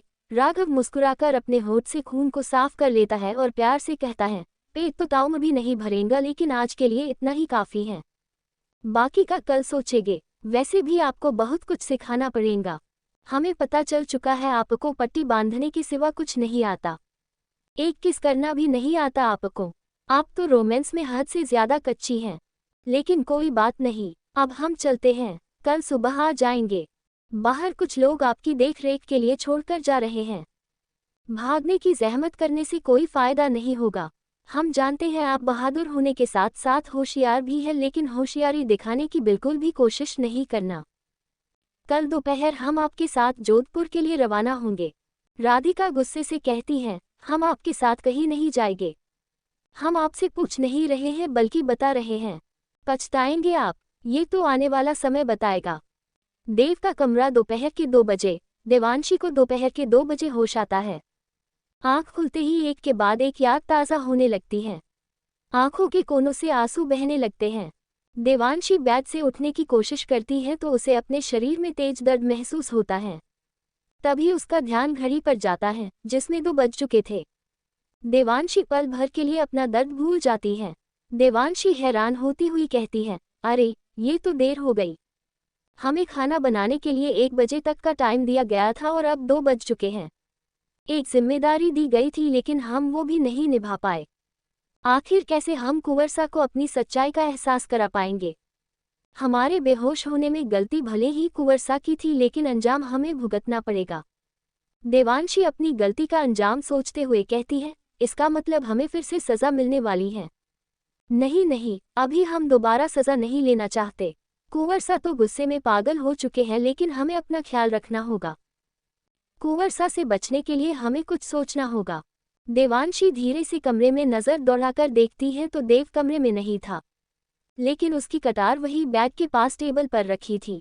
अगर जल्लाद यहाँ नहीं है तो ये सिगरेट की स्मेल कहाँ से आ रही है और हमें अपना मुंह इतना कड़वा क्यों महसूस हो रहा है। क्या हमने दवाई खाई थी? नहीं नहीं, हमने तो दवाई नहीं खाई। देव बालकनी में खड़ा सिगरेट पी रहा था। कुछ था दिल में जिसका हल दिमाग ढूंढ रहा था। तभी उसे रूम से कुछ आहट होती है और वो अपनी सिगरेट वहीं फेंककर रूम में आने लगता है। इधर जब देवांशी को देव के आने की आहट होती है तो वो वापस बेड पर आंखें बंद करके लेट जाती है। देव कमरे में आकर बेड के पास खड़ा हो जाता है और देवांशी को ऑब्जर्व करने लगता है। देवांशी बिल्कुल शांति से पड़ी रहती है, जैसे वो अभी भी बेहोश हो। थोड़ी देर तक जब देवांशी वैसे ही पड़ी रहती है तो देव सख्ती से कहता है, नाटक बंद कीजिए, हम जानते हैं आप होश में आ चुकी हैं। आंखें खोलिए। देवांशी चुपचाप पड़ी रहती है, सांस लेने के अलावा कोई भी हर्कत नहीं करती। देव देवांशी की आंखें खुलवाने के लिए उसके ऊपर झुककर उसके नर्म होठों पर अपने गर्म होठ रख देता है और उसके होठों को बहुत ही प्यार से सक करने लगता है। देव कुछ ही मिनटों में देवांशी के मुंह के हर कोने को एक्सप्लोर करता हुआ उसके मुंह की सारी कड़वाहट को दूर कर देता है। देवांशी के दिल की धड़कन देव महसूस कर सकता था। देव का एक हाथ देवांशी की ब्रेस्ट पर घूम रहा था। देवांशी अपने दिल को अपने पेट में गिरता हुआ महसूस करती है। देवांशी की पकड़ बेडशीट पर कसती जा रही थी। देवांशी जानती थी अगर उसने कोई भी हरकत की तो उसे फिर से दर्द सहना पड़ेगा। देवांशी अपनी आंखें नहीं खोलती। देव देवांशी से अलग होकर उसके चेहरे को ध्यान से देखता है। देव के खुद से अलग होते ही देवांशी बेडशीट से अपनी पकड़ छोड़ देती है। देवांशी के होठ सुर्ख लाल हो चुके थे। देव देवांशी को परेशान करने की पूरी कोशिश कर रहा था। देव गुस्से से कहता है, आंखें खोलिए वरना आपको जिस बात का डर है हम उस बात को सच कर देंगे और फिर आप चाहकर भी आंखें नहीं खोल पाएगी। देव अपनी बात कहकर देवांशी के होठों की तरफ दोबारा बढ़ जाता है। देवांशी की दोनों आंखें फटाक सी दनी खुल जाती हैं और वो देव को खुद से दूर धक्का देकर कहती है, ये क्या कर रहे हैं आप? क्या आपको दिखाई नहीं दे रहा है कि हमें चोट लगी है? आराम की जरूरत है, हम कुछ देर आराम करना चाहते हैं। देव गुस्से से कहता है, लेकिन आपको आराम करने का हक नहीं है। देवांशी किलसती हुई बेड से उठने की कोशिश करती है तभी उसे अपने हाथ में दर्द महसूस होता है। देवांशी झट से दूसरे हाथ से अपना जख्म भींच लेती है और देव को देखती हुई गुस्से से कहती है, आराम करने का हक नहीं है तो सांस लेने का हक तो है, लेकिन आपकी मौजूदगी हमारी सांसों में जहर घोल रही है। दूर रहिए हमसे। हम कोई चीज़ नहीं है जिस पर आप अपना गुस्सा जाहिर करें और हर वक्त अपने हिसाब से इस्तेमाल करें। इंसान है हम, तकलीफ होती है हमें। देव दांतों को भींचकर गुस्से से कहता है, हम जानते हैं आप कोई चीज़ नहीं है, इंसान है, लेकिन सिर्फ एक गुनहगार इंसान है आप। और हम सिर्फ अपना गुस्सा जाहिर नहीं कर रहे हैं बल्कि आपको सज़ा दे रहे हैं जिसकी आप हकदार हैं। हम आपको कैदखाने में नहीं रख सकते लेकिन इस कमरे को ज़रूर आपके लिए कैदखाना बना सकते हैं। देवांशी परेशान होती हुई कहती है, हम आपको कैसे समझाएं जिस गुनाह की आप बात कर रहे हैं हमने वो गुनाह नहीं किया। हम गुनहगार नहीं हैं, आप बस एक धोखे का शिकार हैं। आप सिर्फ आंखों देखी पर विश्वास कर रहे हैं। कुंवर सा हमारी आंखों पर विश्वास कीजिए, हमारी आंखें काफ़ी हैं आपको यकीन दिलाने के लिए। हर गुनहगार अपनी जान बचाने के लिए यही सब कहता है। हमने सब कुछ देखा था, धोखा दिया है आपने हमें। अब हमें इन आंखों में अपनी नहीं बल्कि उस मोहित की सूरत नजर आती है जिससे मोहब्बत करती हैं आप। नफरत हो गई है हमें इन आंखों से और आपके इस जिस्म से जिसकी ज़रूरत हमारी इस रियासत को है। देवांशी फौरन अपनी कतार टेबल से उठाकर देव के हाथों में रखकर कहती है, ये लीजिए हमारी कतार और एक बार में ही इसे हमारे सीने उतार दीजिए। ले लीजिए हमारी जान। नफरत हो गई है आपको हमारी इन आंखों से, हमारे इस जिस्म से, हमारी रगों में बहते इस खून से। तो खत्म कर दीजिए हमारी सांसें।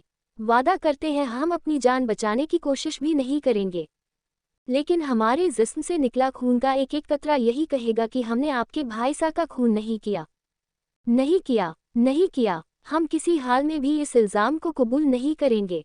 और न ही हम मोहब्बत करते थे मोहित से। मोहित सिर्फ हमारा अच्छा दोस्त था। हमें नहीं पता उन्होंने अपने सीने पर हमारा नाम क्यों गुदवाया था। हम सच कह रहे हैं, यकीन कीजिए हमारा। देव एकटक देवांशी की आंखों में देख रहा था। देव देवांशी की आंखों में सच्चाई महसूस कर सकता था लेकिन वो अपनी आंखों देखी को भी नहीं नकार रहा था। देव का दिल देवांशी की आंखों में आंसू देखकर एक दर्द महसूस कर रहा था। तभी खत में लिखा एक शब्द देव के कानों में गूंजने लगता है। देव गुस्से से कहता है, काश हम ये कतार आपके सीने में उतार सकते लेकिन मजबूर हैं। आपको जिंदा रखना मजबूरी है। आप हमारी मजबूरी जानती हैं इसलिए इतनी हिम्मत कर पा रही हैं, क्योंकि आप जानती हैं कि हम किसी भी कीमत पर आपको जान से नहीं मार सकते। ज़रूरत है आपकी हमारी रियासत को, और हमारे लिए हमारी रियासत से बढ़कर कुछ भी नहीं। देवांशी के लफ्ज़ अब देव के ज़मीर पर बेअसर हो रहे थे। देवांशी की आंखों के आंसू भले ही सूख चुके थे लेकिन उसका दिल रो रहा था, जिसकी आवाज़ सिर्फ देवांशी ही सुन सकती थी। तभी देवांशी का ध्यान अपने बदले हुए कपड़ों पर जाता है। देवांशी का दिमाग देवांशी से कहता है, बेहोश होने से पहले हमने ये कपड़े भी नहीं पहने थे। देवांशी कुछ सोचती हुई कहती है, इसका मतलब कुंवरसा ने हमारी बेहोशी में भी हमारे साथ वो सब किया है। ये सब सोचते हुए देवांशी की मुट्ठी गुस्से से कसती जा रही थी। देवांशी अपने तड़पते हुए दिल के साथ गुस्से से कहती है, तो आप अपनी मजबूरी में इतने गिर गए कि हमारे बेहोश होने पर भी आपने हमारे साथ वो सब किया। तरस की उम्मीद देवांशी ने आज तक किसी से नहीं की लेकिन आपका ज़मीर इतना गिर जाएगा हमने कभी नहीं सोचा था। कम से कम हमारे होश में आने का इंतज़ार ही कर लिया होता। सिर्फ बेहोश ही तो हुए थे, मरने वाले तो नहीं थे। जो आप कुछ घंटे इंतज़ार न कर सकें, कल आपको वो मिलने वाला है जिसका आप सभी को बेसब्री से इंतज़ार है। एपिसोड 117 तैयार है हम और हमारा शरीर भी।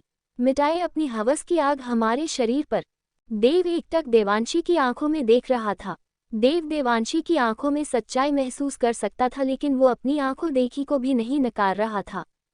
देव का दिल देवांशी की आंखों में आंसू देखकर एक दर्द महसूस कर रहा था। तभी खत में लिखा एक एक शब्द देव के कानों में गूंजने लगता है। देव गुस्से से कहता है, काश हम ये कतार आपके सीने में उतार सकते लेकिन मजबूर हैं। आपको जिंदा रखना मजबूरी है।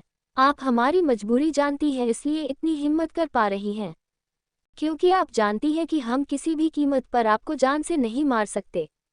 ज़रूरत है आपकी हमारी रियासत को, और हमारे लिए हमारी रियासत से बढ़कर कुछ भी नहीं। देवांशी के लफ्ज़ अब देव के ज़मीर पर बेअसर हो रहे थे। देवांशी की आंखों के आंसू भले ही सूख चुके थे लेकिन उसका दिल रो रहा था, जिसकी आवाज़ सिर्फ देवांशी ही सुन सकती थी। तभी देवांशी का ध्यान अपने बदले हुए कपड़ों पर जाता है।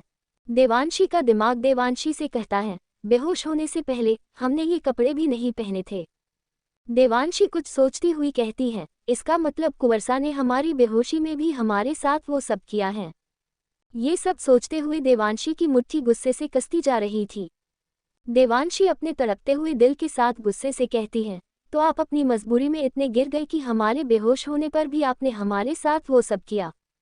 तरस की उम्मीद देवांशी ने आज तक किसी से नहीं की, लेकिन आपका ज़मीर इतना गिर जाएगा हमने कभी नहीं सोचा था। कम से कम हमारे होश में आने का इंतज़ार ही कर लिया होता। सिर्फ बेहोश ही तो हुए थे, मरने वाले तो नहीं थे, जो आप कुछ घंटे इंतज़ार न कर सके। अब आगे। देव दांतों को भींचकर गुस्से से कहता है, हमने ऐसा कुछ नहीं किया। देवांशी की आंखों में अनचाहे आंसू आ जाते हैं, लेकिन जल्द ही देवांशी उन आंसुओं पर कंट्रोल करती हुई कहती है, हमें अफसोस है उस दिन पर जिस दिन हमें आपसे मोहब्बत हुई। आपको सिर्फ हमारा जिस्म चाहिए। काश कुछ ऐसा हो जाए कि आपकी ज़रूरत को पूरा करने के बाद ये जिस्म आपसे हमेशा हमेशा के लिए दूर हो जाए। देव की मुट्ठी गुस्से से बंद हो जाती है और हरी नसी गुस्से से तन जाती है। आंखों में कुछ आकर गुजर जाता है। देवांशी बेड से उठकर देव की आंखों में देखती हुई कहती है, पहले हम सोचते थे काश हमारी कोख से पैदा होने वाला बच्चा लड़का नहीं बल्कि लड़की हो, जो तोड़ सके इन ऊंचे महलों की रिवायतों को, जो साबित कर सके कि ये झूठी और तकियानुसी रिवायतें गलत है और गलत है इन महलों में रहने वाले लोगों की सोच। लेकिन अब हम भी चाहते हैं कि हमारी कोख से लड़की नहीं बल्कि लड़का ही पैदा हो, जो आपकी ज़रूरत को बिना सवाल के ही पूरा कर दे और हम दोनों का ये ज़ख्मी रिश्ता हमेशा के लिए ख़त्म कर दे। आज हम बद्दुआ देते हैं इस शरीर को जिसकी आपको इतनी ज़रूरत है। हम बद्दुआ देते हैं अपने जिस्म को, आपकी ज़रूरत को पूरा करने के बाद ये जिस्म ख़त्म हो जाए। आप कभी भी इन आँखों को न देख सके जिन पर आप विश्वास नहीं कर सकते। आप कभी भी इस जिस्म को छू न सके जो सिर्फ और सिर्फ आपकी ज़रूरत पूरा करने का एक ज़रिया है, इसके सिवा कुछ भी नहीं। बहुत ख्वाहिशें हैं आपकी, तो आज इस ज़ख्मी दिल के साथ एक दुआ देते हैं हम आपको। मिले सब कुछ आपको जिसकी चाहत रखते हैं आप, लेकिन इस देवांशी को खोने। देवांशी की बात पूरी होने से पहले ही देव गुस्से में एक थप्पड़ खींचकर देवांशी के गाल पर मारता है। देवांशी बेड पर गिर जाती है। देव गुस्से से कहता है, बकवास बंद कीजिए अपनी। एक शब्द भी इस बकवास का हम नहीं सुनना चाहते। हमने बेहोशी में ऐसा कुछ नहीं किया। आपके कपड़े गीले हो गए थे, हमने सिर्फ आपके गीले कपड़े बदले हैं। और वैसे भी शायद आप भूल रही हैं कि अपनी ज़रूरत को पूरा करने के लिए हमें आपकी बेहोशी में वो सब करने की ज़रूरत नहीं थी। और रही बात हमारी ख्वाहिशों की, तो एक और बात बहुत ही ध्यान से सुनिए। हमें जो चाहिए था अब वो हमें कभी भी नहीं मिल सकता। अब हमारी तमन्ना तो आपके भगवान जी भी पूरी नहीं कर सकते। हम अपने पूरे परिवार के साथ कुछ खुशी के पल चाहते थे, लेकिन शिवांग भाई के चले जाने से हमारी ये ख्वाहिश कभी भी पूरी नहीं हो सकती। और जिस तरह हमारी ये ख्वाहिश पूरी नहीं हो सकती, उसी तरह आपकी ये बद्दुआ भी पूरी नहीं हो सकती। इसका मतलब आप चाहे या ना चाहे आपको हमारा साथ बहुत दूर तक निभाना पड़ेगा। आपकी मौत को इतनी आसानी से हम आप तक नहीं पहुंचने देंगे। देवांशी कोई जवाब नहीं देती और बेड पर पड़ी जोर जोर से रोने लगती है, क्योंकि गुस्से में खुद को ही मरने की बद्दुआ दी थी। लड़ने का वादा किया था उसने, लेकिन देव की बातें उसे हारने पर मजबूर कर रही थी। देवांशी को इस तरह फूट फूट कर रोता देख देव के दिल में एक अजीब सा दर्द हो रहा था। देव गुस्से में अपने हाथ की तरफ देखता है जो पिछले 2 दिनों में कई बार देवांशी के गाल पर पड़ चुका था। देव के हाथ में देवांशी का दिया हुआ जख्म था, लेकिन वो जख्म देव के गुस्से को रोकने के लिए काफ़ी नहीं था। देव गुस्से में आईने में अपना हाथ जोर से मारता है। देवांशी तब भी रोती रहती है और देव की तरफ नहीं देखती। देव पास में पड़ी कांच की टेबल में उस हाथ को जोर से मारता है। मेज़ पल भर में चकनाचूर हो जाती है। देवांशी रोए जा रही थी। इस बार देवांशी के आंसू देव के दिल में गहरे जख्म दे रहे थे। देवांशी न तो चुप हो रही थी और ना ही देव की तरफ देख रही थी। देव गुस्से से चीखता हुआ कहता है, आप जिस इल्ज़ाम के बिना पर हमें सज़ा सुना रही हैं वो सब कुछ हमने किया ही नहीं। सुना आपने, हमने बेहोशी में आपके साथ कुछ भी नहीं किया। सच कह रहे हैं। देवांशी बेड से उठकर गुस्से से कहती है, झूठ बोल रहे हैं आप। नहीं करते हम आप पर यकीन, बल्कि हम तो कहते हैं उस वक्त हम होश में नहीं थे। यकीनन कुछ कमी रह गई होगी, लेकिन अब हम होश में आ चुके हैं। आप चाहें तो उस कमी को अभी भी पूरी कर सकते हैं। तैयार है हम और हमारा शरीर भी। मिटाए अपनी हवस की आग हमारे शरीर पर। देवांशी देव का कॉलर पकड़कर उसे झंझोरती हुई कहती है, हमने कहा कीजिए हमारे साथ वो सब, हम तैयार हैं। देव कोई जवाब नहीं देता, बस देवांशी की आंखों में उसके आंसू देखता रहता है। देव के कोई जवाब न देने पर देवांशी एक जोरदार थप्पड़ खींचकर देव के गाल पर रसीद कर देती है और चीखती हुई कहती है, बहरे हो गए हैं आप? क्या आपको सुनाई नहीं आया? कीजिए हमारे साथ वो सब जो आप हमारी बेहोशी में कर रहे थे। दिखाए अपनी मर्दानगी। हम जानते हैं बहुत ताकत है इन बाजुओं में जो हर बार हमें हरा देती है। देव गुस्से से बुरी तरह भून रहा था। देवांशी के मुंह से निकले इन शब्दों ने देव की ज़मीर को झंझोर दिया था। देव देवांशी का गला पकड़कर उसे घुमाकर दीवार से सटा देता है और कहता है, कुछ नहीं किया हमने। हवस नहीं है हमारे अंदर आपके शरीर को पाने की। हम पर इल्ज़ाम लगाना बंद कीजिए। हमारे पास सबूत नहीं है इसका मतलब हम गुनहगार नहीं हैं। अगर हमें ज़रा सा भी अंदाज़ा होता कि आपके कपड़े बदलने से ये इल्ज़ाम हमारे ऊपर लगने वाला है तो हम कभी भी आपके कपड़े नहीं बदलते। हमने जो कुछ भी किया वो आपकी आंखों में आंखें डालकर किया था। बेहोशी की हालत में कुछ नहीं किया। क्या हमारी आंखों में सच दिखाई नहीं देता आपको? अचानक से देवांशी के चेहरे पर एक तंज भरी मुस्कान आकर गायब हो जाती है। देवांशी देव के हाथ अपने गर्दन से हटाती है और जोर से धक्का देकर कहती है, कुंवर सा आंखों में सच दिखाई देने से कुछ नहीं होता, बल्कि जो सामने होता है उसे ही सच माना जाता है। बुरा लग रहा है आपको हमें एक गलतफहमी में फंसकर रोता देख। आपने जो नहीं किया उसका इल्ज़ाम आपको इतनी तकलीफ दे रहा है तो ज़रा सोचिए हमने जो नहीं किया उसकी सज़ा कितनी तकलीफ देती होगी हमें। क्या आपको दिखाई नहीं देता हमारी आंखों का सच? क्या वाकई हम आपको आपके भाई सा के कातिल नजर आते हैं? आखिर क्यों हमें अपनी बेगुनाही साबित करने का मौका नहीं दिया गया? आखिर क्यों सिर्फ सबूतों को देखकर आपने अपना फैसला सुना दिया? हम तो समझ चुके हैं आपने बेहोशी में हमारे साथ कुछ नहीं किया, लेकिन हमने इतना कुछ समझा और जाना हमने आपकी आंखों में देखकर तो क्यों जब आपकी बारी आई तो आप एक मौका तक हमें न दे सके? क्यों यकीन नहीं किया आपने हम पर उस वक्त जिस वक्त हमें आपकी ज़रूरत थी? हमने कहा था हमें विश्वास है आप पर। जहां आप हमारी मदद न कर पाओ तो सिर्फ इतना कह देना कि रानी सा हम आपके साथ हैं। इतना ही काफ़ी होगा हमें खुद को साबित करने के लिए। लेकिन मुश्किल में 2 कदम का साथ न निभा सके और यकीन कर लिया आंखों देखी पर। देव के पास लफ्ज़ों की कमी थी क्योंकि देवांशी के होठों से ज़्यादा बातें उसकी आंखें कर रही थी। देवांशी की बातें देव के ज़हन में पर असर कर रही थी। देव देवांशी की आंखों में देखता हुआ कहता है, हमने अपनी आंखों से आपकी तलवार को भाई सा के सीने में गड़ा हुआ देखा था। देवांशी गुस्से से कहती है, बस इतनी ही थी आपके विश्वास की हद? कुंवर सा हमें बड़े अफसोस के साथ कहना पड़ रहा है कि बहुत ही छोटा है आपके विश्वास का दायरा। हमने उनके सीने में गड़ी तलवार को उनके सीने से निकाला था। हमने उन पर वार नहीं किया था। हम मानते हैं हम एक मकसद लेकर यहाँ आए थे, लेकिन आपके भाई सा ने हमें बता दिया था कि जो बच्चे अगवा किए गए वो सब आपके पिता ने कराए। उस दिन कामाक्षी जी पर जो हमला हुआ वो भी आपके पिता ने कराया। जो कुछ भी हुआ उस सब के जिम्मेदार सिर्फ और सिर्फ आपके पिताजी हैं। एपिसोड 118। देवांशी का दर्द और गलती का अजाला सिर्फ माफ़ी नहीं होता। क्या आपको दिखाई नहीं देता हमारी आंखों का सच? क्या वाकई हम आपको आपके भाई सा के कातिल नजर आते हैं? आखिर क्यों हमें अपनी बेगुनाही साबित करने का मौका नहीं दिया गया? आखिर क्यों सिर्फ सबूतों को देखकर आपने अपना फैसला सुना दिया? हम समझ चुके हैं आपने बेहोशी में हमारे साथ कुछ नहीं किया, लेकिन हमने इतना कुछ समझा और जाना हमने आपकी आंखों में देखकर तो क्यों जब आपकी बारी आई तो आप एक मौका तक हमें न दे सके? क्यों यकीन नहीं किया आपने हम पर उस वक्त जिस वक्त हमें आपकी ज़रूरत थी? हमने कहा था हमें विश्वास है आप पर। जहां आप हमारी मदद न कर पाओ तो सिर्फ इतना कह देना कि रानी सा हम आपके साथ हैं। इतना ही काफ़ी होगा हमें खुद को साबित करने के लिए। लेकिन मुश्किल में 2 कदम का साथ न निभा सके और यकीन कर लिया आंखों देखी पर। देव के पास लफ्ज़ों की कमी थी क्योंकि देवांशी के होठों से ज़्यादा बातें उसकी आंखें कर रही थी। देवांशी की बातें देव के ज़हन में पर असर कर रही थी। देव देवांशी की आंखों में देखता हुआ कहता है, हमने अपनी आंखों से आपकी तलवार को भाई साहब के सीने में गड़ा हुआ देखा था। देवांशी गुस्से से कहती है, बस इतनी ही थी आपके विश्वास की हद? कुंवर सा हमें बड़े अफसोस के साथ कहना पड़ रहा है कि बहुत ही छोटा है आपके विश्वास का दायरा। हमने उनके सीने में गड़ी तलवार को उनके सीने से निकाला था। हमने उन पर वार नहीं किया था। हम मानते हैं हम एक मकसद लेकर यहाँ आए थे, लेकिन आपके भाई सा ने हमें बता दिया था कि जो बच्चे अगवा किए गए वो सब आपके पिता ने कराए।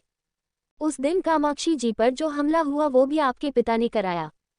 जो कुछ भी हुआ उस सब के जिम्मेदार सिर्फ और सिर्फ आपके पिताजी हैं। अब आगे। देव एकटक देवांशी को देख रहा था। देवांशी की बातों के जवाब शायद उसके पास नहीं थे। देव का ज़मीर देव को झंझोर रहा था। बहुत बुरा जो कर चुका था अब तक देवांशी के साथ, खुद पर ही गुस्सा आने लगा था, लेकिन साथ ही ये भी जानता था कि गलती का अजाला सिर्फ माफ़ी नहीं होता। देवांशी अपनी बात आग बढ़ाती हुई कहती है, आपके पिता का सच तो एक न एक दिन सबके सामने आ ही जाएगा, लेकिन हमें एक बात बिल्कुल भी समझ नहीं आ रही है। आप कई बार हमारे साथ हम बिस्तर हो चुके हैं, लेकिन अभी तक हमने आपको कोई खुशखबरी नहीं सुनाई। क्या वजह हो सकती है? हम एक डॉक्टर हैं और हम जानते हैं अब तक हमें प्रेग्नेंट हो जाना चाहिए था, लेकिन हम नहीं हैं। लड़का और लड़की के चक्कर में हम ये सोचना तो भूल ही गए कि अगर हम प्रेग्नेंट न हो सके तो क्या होगा आपकी ज़रूरत का, क्या होगा आपकी रियासत का। देवांशी एक कड़वी मुस्कान के साथ कहती है, क्या पता हमारा ये जिस्म आपके काम का है भी या नहीं। क्या पता हमारे अंदर आपकी ज़रूरत को पूरा करने वाली खूबी मौजूद ही न हो। क्या होगा अगर हम कभी मां न बन पाए। ये सब कहते कहते देवांशी का गला रुंध जाता है और ये सोच देवांशी के दिल को एक डर भरे आघात से परिचित करा देती है। देवांशी जमीन पर बैठ जाती है और रोने लगती है। देव देवांशी के पास बैठता है और उसके आंसू साफ करके कहता है, आप मां जरूर बनेगी, कोई कमी नहीं है आपके अंदर। देवांशी हैरानी से देव की तरफ देखती है, क्योंकि देव से इस हमदर्दी की उम्मीद तो उसे नहीं थी। देव का हाथ बुरी तरह जख्मी हो चुका था। देवांशी देव के जख्म से नज़र फेरती हुई कहती है, देवांशी को आपकी हमदर्दी की ज़रूरत नहीं है। हमदर्दी अपने जख्मों के लिए बचाकर रखिए, क्योंकि देवांशी बहुत ही अड़ियल लड़की है, अगर इसका दिमाग फिर गया तो आपकी दुनिया घूम जाएगी। दूर रहिए हमसे, हम इस वक्त बहुत गुस्से में हैं, कहीं हमारे गुस्से की लपटें आपके अरमान को जलाकर राख न कर दें। देव देवांशी का हाथ ज़बरदस्ती पकड़कर कहता है, हमें इस आग से ही इश्क हुआ है। देवांशी देव का हाथ झटक कर गुस्से से कहती है, आपने कहा था कि हम सिर्फ सज़ा का हक रखते हैं, लेकिन सज़ा आपके पिताजों को मिलनी चाहिए, हमें नहीं। आप बहुत से राज जानते हैं अपने पिता के बारे में, लेकिन आप फिर भी चुप हैं। आपने अपने पिता की सच्चाई किसी को नहीं बताई। आप अपने पिता का गुस्सा हम पर निकाल रहे हैं। आप उन्हें सज़ा नहीं दे सकते, इसलिए हमें सज़ा दे रहे हैं। डरते हैं आप सच बोलने से, इसलिए इस बंद कमरे में हम पर अपना ताक दिखा रहे हैं, लेकिन हम किसी से नहीं डरते। हम सच सबके सामने लाकर रहेंगे। जोधपुर का एक एक इंसान जानेगा कि जिस इंसान को वे सब भगवान समझते हैं वो एक शैतान है, जो आज तक अपने ही परिवार का इस्तेमाल करता रहा। देवांशी की बातें सुनकर देव आराम से कहता है, आप किसी से कुछ नहीं कहेंगी। देवांशी एक तंज भरी मुस्कान के साथ कहती है, क्यों डर लग रहा है आपको बेइज्जती से? इतने पुराने ऊंचे नाम के डूबने से डर गए आप, लेकिन अभी थोड़ी देर पहले तो आप इस आग से इश्क का दावा कर रहे थे। जो इंसान सच को सच न कह सके, जो आंखों में सच्चाई न पढ़ सके, जो इंसान सच सामने लाने से डरता हो, भला वो इंसान इश्क का दावा कैसे कर सकता है? इस बार देव चीखता हुआ गुस्से कहता है, हम किसी से नहीं डरते। सुना आपने, हम किसी से भी नहीं डरते। अगर डरते तो कभी आपको यहाँ न लाते। हम बहुत पहले समझ चुके थे कि राजा रुद्र प्रताप सिंह राठौर का सच आपसे बहुत दिनों तक नहीं छिप सकता। हम सिर्फ सही वक्त का इंतजार कर रहे थे। राजा रुद्र प्रताप एक बेहद बुरे इंसान है, आप ये तो समझ चुकी हैं। अब अपने दिमाग पर जोर डालकर ये भी सोचिए, जो इंसान अपनी जिद के लिए अपने ही परिवार का इस्तेमाल कर सकता है, वो आपके साथ क्या क्या कर सकता है। अगर आप जैसलमेर तक पहुंचने का जरिया न होती तो जोधपुर के पंछी भी आपका पता नहीं जान सकते थे। राजा रुद्र की सच्चाई को सामने लाना आसान नहीं है। हमारे पिताजी गलत हैं, इसका मतलब ये नहीं है कि हम आप पर आंखें बंद करके यकीन कर लें। आपके सिवा वहाँ कोई नहीं था जो शिवांग भाईसा को मार सके, लेकिन फिर भी हम इन आंखों पर भरोसा करने के लिए तैयार हैं। लेकिन आपने खून नहीं किया तो खून होते हुए ज़रूर देखा है। बताइए किसने किया हमारे भाईसा का कत्ल? हम वादा करते हैं अगर वो इंसान पाताल में भी है तो हम उसे वहाँ से ढूंढकर भी सज़ा देंगे। देवांशी कोई जवाब नहीं देती और देव की आंखों में देखते हुए मन ही मन खुद से ही कहती है, जो कुछ भी हुआ वो एक गलतफहमी के चलते हुआ। अगर हम मीनाक्षी जी का नाम लेंगे तो फिर रुद्र का क्या होगा? रुद्र की आधी दुनिया तो हमारी वजह से उजड़ चुकी है। अगर उनकी माँ भी उनसे दूर हो गई तो रुद्र तो टूटकर बिखर जाएंगे। हम खुद को बचाने के लिए मीनाक्षी जी को मुसीबत में नहीं डाल सकते। कुंवर सा हमें सज़ा देने के लिए हर हद पार कर सकते हैं, तो मीनाक्षी जी का क्या हाल करेंगे? कुंवर सा को लगता था कि हमने एक गलतफहमी के चलते इनके भाई सा को मार दिया, लेकिन जब इन्हें पता चलेगा कि शिवांग भाई सा का खून एक गलतफहमी के चलते धोखे से मीनाक्षी जी के हाथों हुआ है तो वे मीनाक्षी जी को कभी भी माफ नहीं करेंगे। देवांशी की नज़र भले देव की आंखों में थी, लेकिन वो अपने विचारों में खो गई थी और समझ नहीं पा रही थी कि उसे देव को सच बताना चाहिए या नहीं।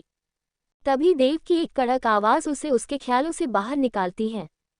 देव थोड़ा सख्ती से कहता है, हम कुछ पूछ रहे हैं, बताइए किसने किया है शिवांग भाई सा खून? कौन था वहां जिसे हमारी आंखें न देख सकी? देवांशी अभी भी चुप थी। देव गुस्से से कहता है, अब खामोश क्यों हैं आप? हम आपसे कुछ पूछ रहे हैं। अभी थोड़ी देर पहले तो आप बहुत बड़ी बड़ी बातें कर रही थी, कह रही थी हमने आपको सच साबित करने का मौका नहीं दिया। चलिए दिया आपको मौका, हम हैं आपके साथ। जो भी आप कहेंगी वादा करते हैं उस पर बिना सवाल के यकीन करेंगे। दीजिए जवाब हमारे सवालों के, साबित करिए जो आपकी आंखें हर पल हमसे कह रही हैं। बताइए कौन है वो इंसान जिसने हमारे भाई सा के सीने में तलवार उतार दी? देवांशी खामोश थी और देवांशी की खामोशी देव के सीने में कटार की तरह चुभ रही थी। देव देवांशी को झंझोरता हुआ कहता है, आपकी खामोशी आपको गुनहगार साबित कर रही है।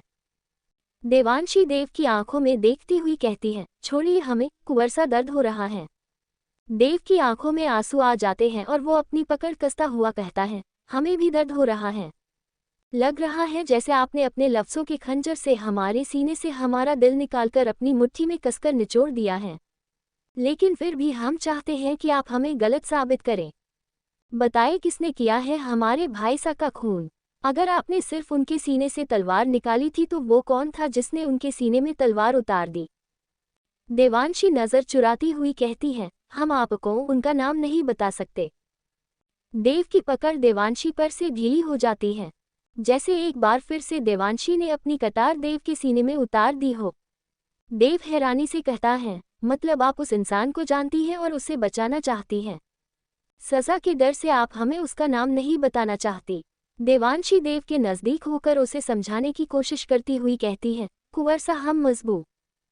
देव गुस्से से चीखता हुआ कहता है, क्या हमारे भाई सा का कातिल आपके और हमारे इस रिश्ते से ज़्यादा ज़रूरी है आपके लिए? ऐसा नहीं है कुंवर सा, लेकिन जो कुछ हुआ सिर्फ एक गलतफहमी के चलते हुआ। उनका इरादा आपके भाई सा को जान से मारने का नहीं था। देव देवांशी का हाथ पकड़कर अपने सिर पर रख लेता है और सख्ती से कहता है, हम जानते हैं इन आंखों में हमारी क्या अहमियत है। बताइए किसे हुई थी गलतफहमी? कौन था वो इंसान जिसने हमारे भाई सा को जान से मारा? कौन है वो इंसान जिसे बचाने के लिए आप हमारे इतने जुल्म बर्दाश्त कर गई, लेकिन गलती से भी उस इंसान का नाम आपकी ज़बान पर नहीं आया? बताइए कौन है वो शख्स?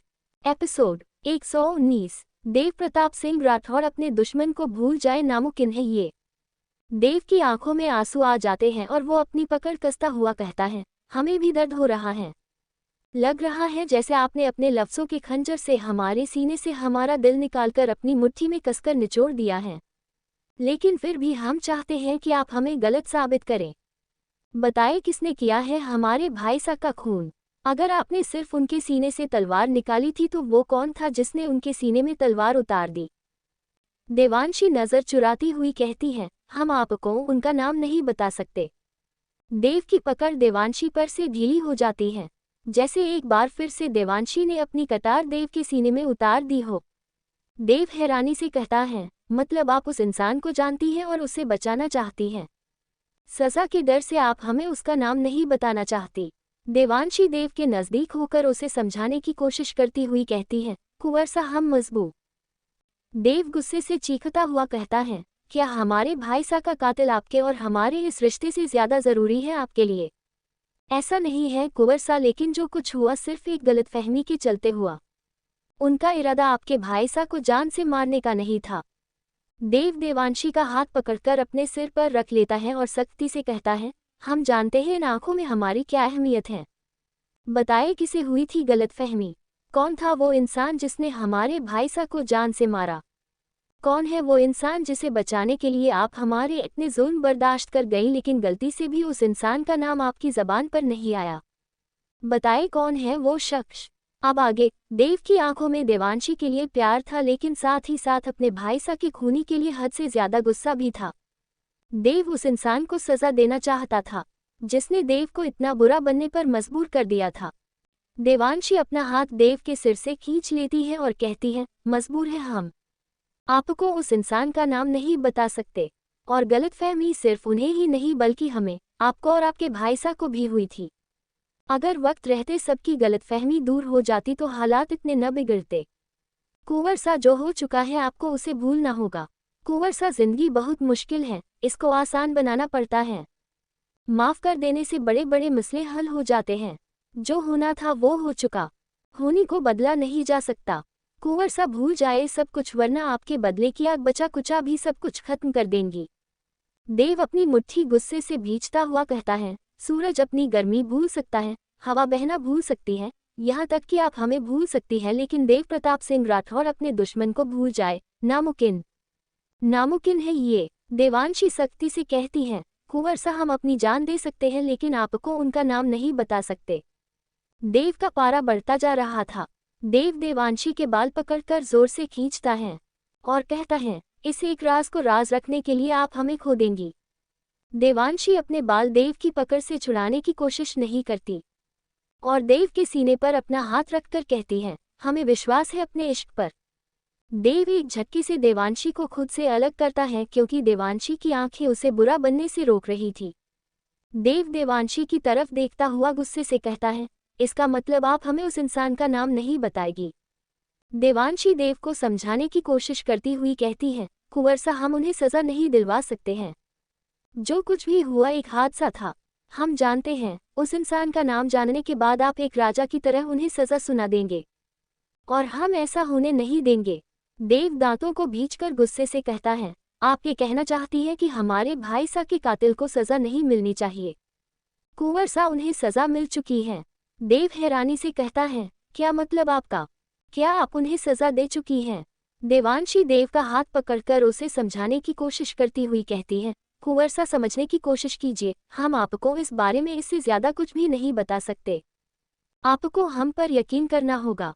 हम दोनों को एक दूसरे के साथ की जरूरत है। आपस में उलझकर हम आगे नहीं बढ़ पाएंगे। देव एक झटके से अपना हाथ देवांशी के हाथ से खींच लेता है और गुस्से से भड़कता हुआ कहता है, सही कहा आपने, हमें एक दूसरे की जरूरत है। हमें साथ आगे बढ़ना होगा लेकिन आपने इस रिश्ते में नफरत का एक बीज बो दिया है जो आपकी और हमारी बढ़ती सांसों के साथ बड़ा होगा। जो हुआ है हम उसे नहीं भुला सकते। इस रिश्ते की बुनियाद विश्वास थी लेकिन इन रिश्ते का आज का सच ये है कि आप वो रानी सा है ही नहीं जिससे हम इश्क करने लगे थे, बल्कि आप वो डॉक्टर देवांशी हैं जिससे हम नफरत करने लगे हैं। सुना आपने, हम आपसे नफरत करने लगे हैं। सिर्फ आपसे ही नहीं बल्कि अपने दिल से भी, जो तड़प रहा है आपके लिए, जो आप पर यकीन कर रहा है और आपके धोखे को भूल जाना चाहता है। लेकिन हमारा दिमाग हमें आपका दिया धोखा भूलने नहीं देगा। आप जिस भी इंसान को बचाने की कोशिश कर रही हैं, यकीनन आपके लिए वो शख्स हमसे ज़्यादा अहमियत रखता होगा, लेकिन हमारी निगाहें एक न एक दिन उसे ढूंढ ही लेगी। कुंवर सा, जैसा आप सोच रहे हैं वैसा कुछ भी नहीं है। अब हम आपकी बातों में नहीं आएंगे, नहीं करेंगे कभी भी यकीन। इन आंखों में जिनमें मोहब्बत तो बेशुमार दिखती है लेकिन असल कुछ और ही है। अपनी बात कहकर देव कमरे से चला जाता है। देवांशी देव को रोकने के लिए आगे बढ़ती है लेकिन देव एक झटके से दरवाज़ा बंद करके वहां से चला जाता है। राधिका का अपार्टमेंट। राधिका कपड़े चेंज करके किचन में जाती है और अपने लिए खाना बनाती है। किचन की खिड़की से बाहर झांक कर देखती है तो दो आदमी ब्लैक कपड़ों में इधर से उधर घूमते हुए दिखाई देते हैं। दोनों की नज़र राधिका के कमरे पर ही थी। राधिका खिड़की बंद कर देती है और खाना बनाकर अपने रूम में आ जाती है। राधिका बेडरूम की हल्की सी खिड़की खोलकर बाहर झांक कर देखती है तो उस तरफ भी राघव के आदमी खड़े थे। राधिका खुद से कहती है, निकलना मुश्किल है लेकिन नामुमकिन नहीं। मिस्टर राघव, आज आपको समझ आ जाएगा कि राधिका पर नज़र रखना इतना आसान नहीं है।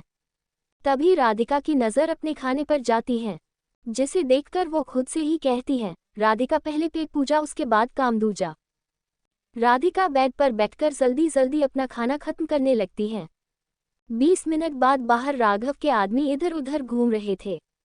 तभी राधिका के कमरे की light bar bar on off होने लगती है। उनमें से एक आदमी खिड़की की तरफ देखता हुआ कहता है, सिर्फ एक ही कमरे की लाइट ऑन ऑफ हो रही है, इसका मतलब भागने का प्लान बनाया जा रहा है। तभी राधिका के चीखने की एक जोरदार आवाज़ आती है। उन लोगों में से 3 आदमी राधिका के कमरे की तरफ बढ़ जाते हैं। बाकी के लोग वहीं रुक जाते हैं। वो तीनों लोग जैसे ही दरवाजे पर दस्तक देते हैं तो उन्हें एहसास होता है कि दरवाज़ा खुला हुआ है, लेकिन जैसे ही वो अंदर कदम रखते हैं तो सारी लाइट अचानक से ऑफ हो जाती हैं और उन्हें एक स्मेल आती है। उनमें से एक आदमी दूसरे से कहता है, ये स्मेल किस चीज़ की है? स्मेल तो जानी पहचानी है कहिए। इतना ही कहा था कि लाइट एकदम से ऑन हो जाती है। उन दोनों के सामने राधिका खड़ी थी। राधिका ने अपने मुंह पर एक मास्क लगा रहा था, जिसकी वजह से राधिका उस स्मेल से खुद को बचा रही थी। राधिका आराम से कहती है, ये हाई क्वालिटी क्लोरोफॉर्म की महक है। अब अगले 15 सेकंड में तुम इस दुनिया के मोह माया से कुछ घंटों के लिए दूर हो जाओगे। Good night and see sweet dreams. वो दोनों जैसे ही वहां से निकलने की कोशिश करते हैं तो उन दोनों के कदम लड़खड़ा जाते हैं और वो दोनों वहीं बेहोश होकर गिर जाते हैं। राधिका के आंखों में चमक आ जाती है और एक बार फिर से कमरे की लाइट ऑन ऑफ होने लगती है। ये सब राधिका कर रही थी, जिसे देखकर एक बार फिर से बाहर खड़े आदमी एक दूसरे से कहते हैं, यार ये सब हो क्या रहा? महेश, चमन और सुरेश तो अभी तक वापस नहीं आए और ना ही कोई आवाज आ रही है। जरूर कुछ गड़बड़ है। चमन तू एक काम कर, तू राघव सर को फोन कर, हम तीनों अंदर जा रहे हैं। और उन तीनों के साथ भी वही होता है। राधिका उन तीनों को बेहोश करके खिड़की से बाहर झांककर देखती है तो उसे रास्ता कुछ साफ दिखाई देता है। राधिका ज्यादा समय बर्बाद न करती हुई किचन की खिड़की से कूदकर भाग जाती है।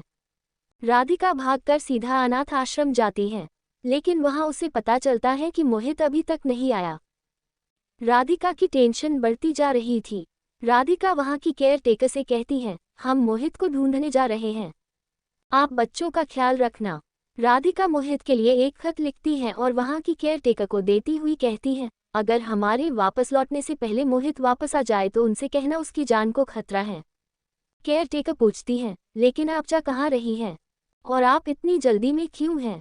इस वक्त कुछ भी बताने का वक्त नहीं है। अगर हम 10 दिन में न लौट सके तो समझ जाएगा कि हम देवांशी के पास हैं। राधिका खत देकर जैसे ही वहां से जाने के लिए दरवाज़ा खोलती है तो सामने का नज़ारा देखकर उसकी आंखें फटी की फटी रह जाती हैं। राधिका के ठीक सामने राघव खड़ा था। उसकी आंखें गुस्से से तमतमा रही थी। गुस्से से कसी हुई मुट्ठी पर हरी नसें साफ नजर आ रही थी। जबड़े की बनावट बता रही थी कि अब राधिका का हाल बेहाल होने वाला है।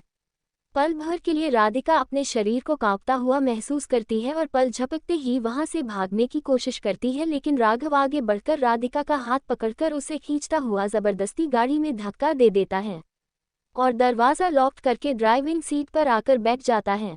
मिनटों में ही राघव की गाड़ी तेज रफ्तार से दिल्ली की सड़कों के शोर को चीरती हुई आगे बढ़ने लगती है।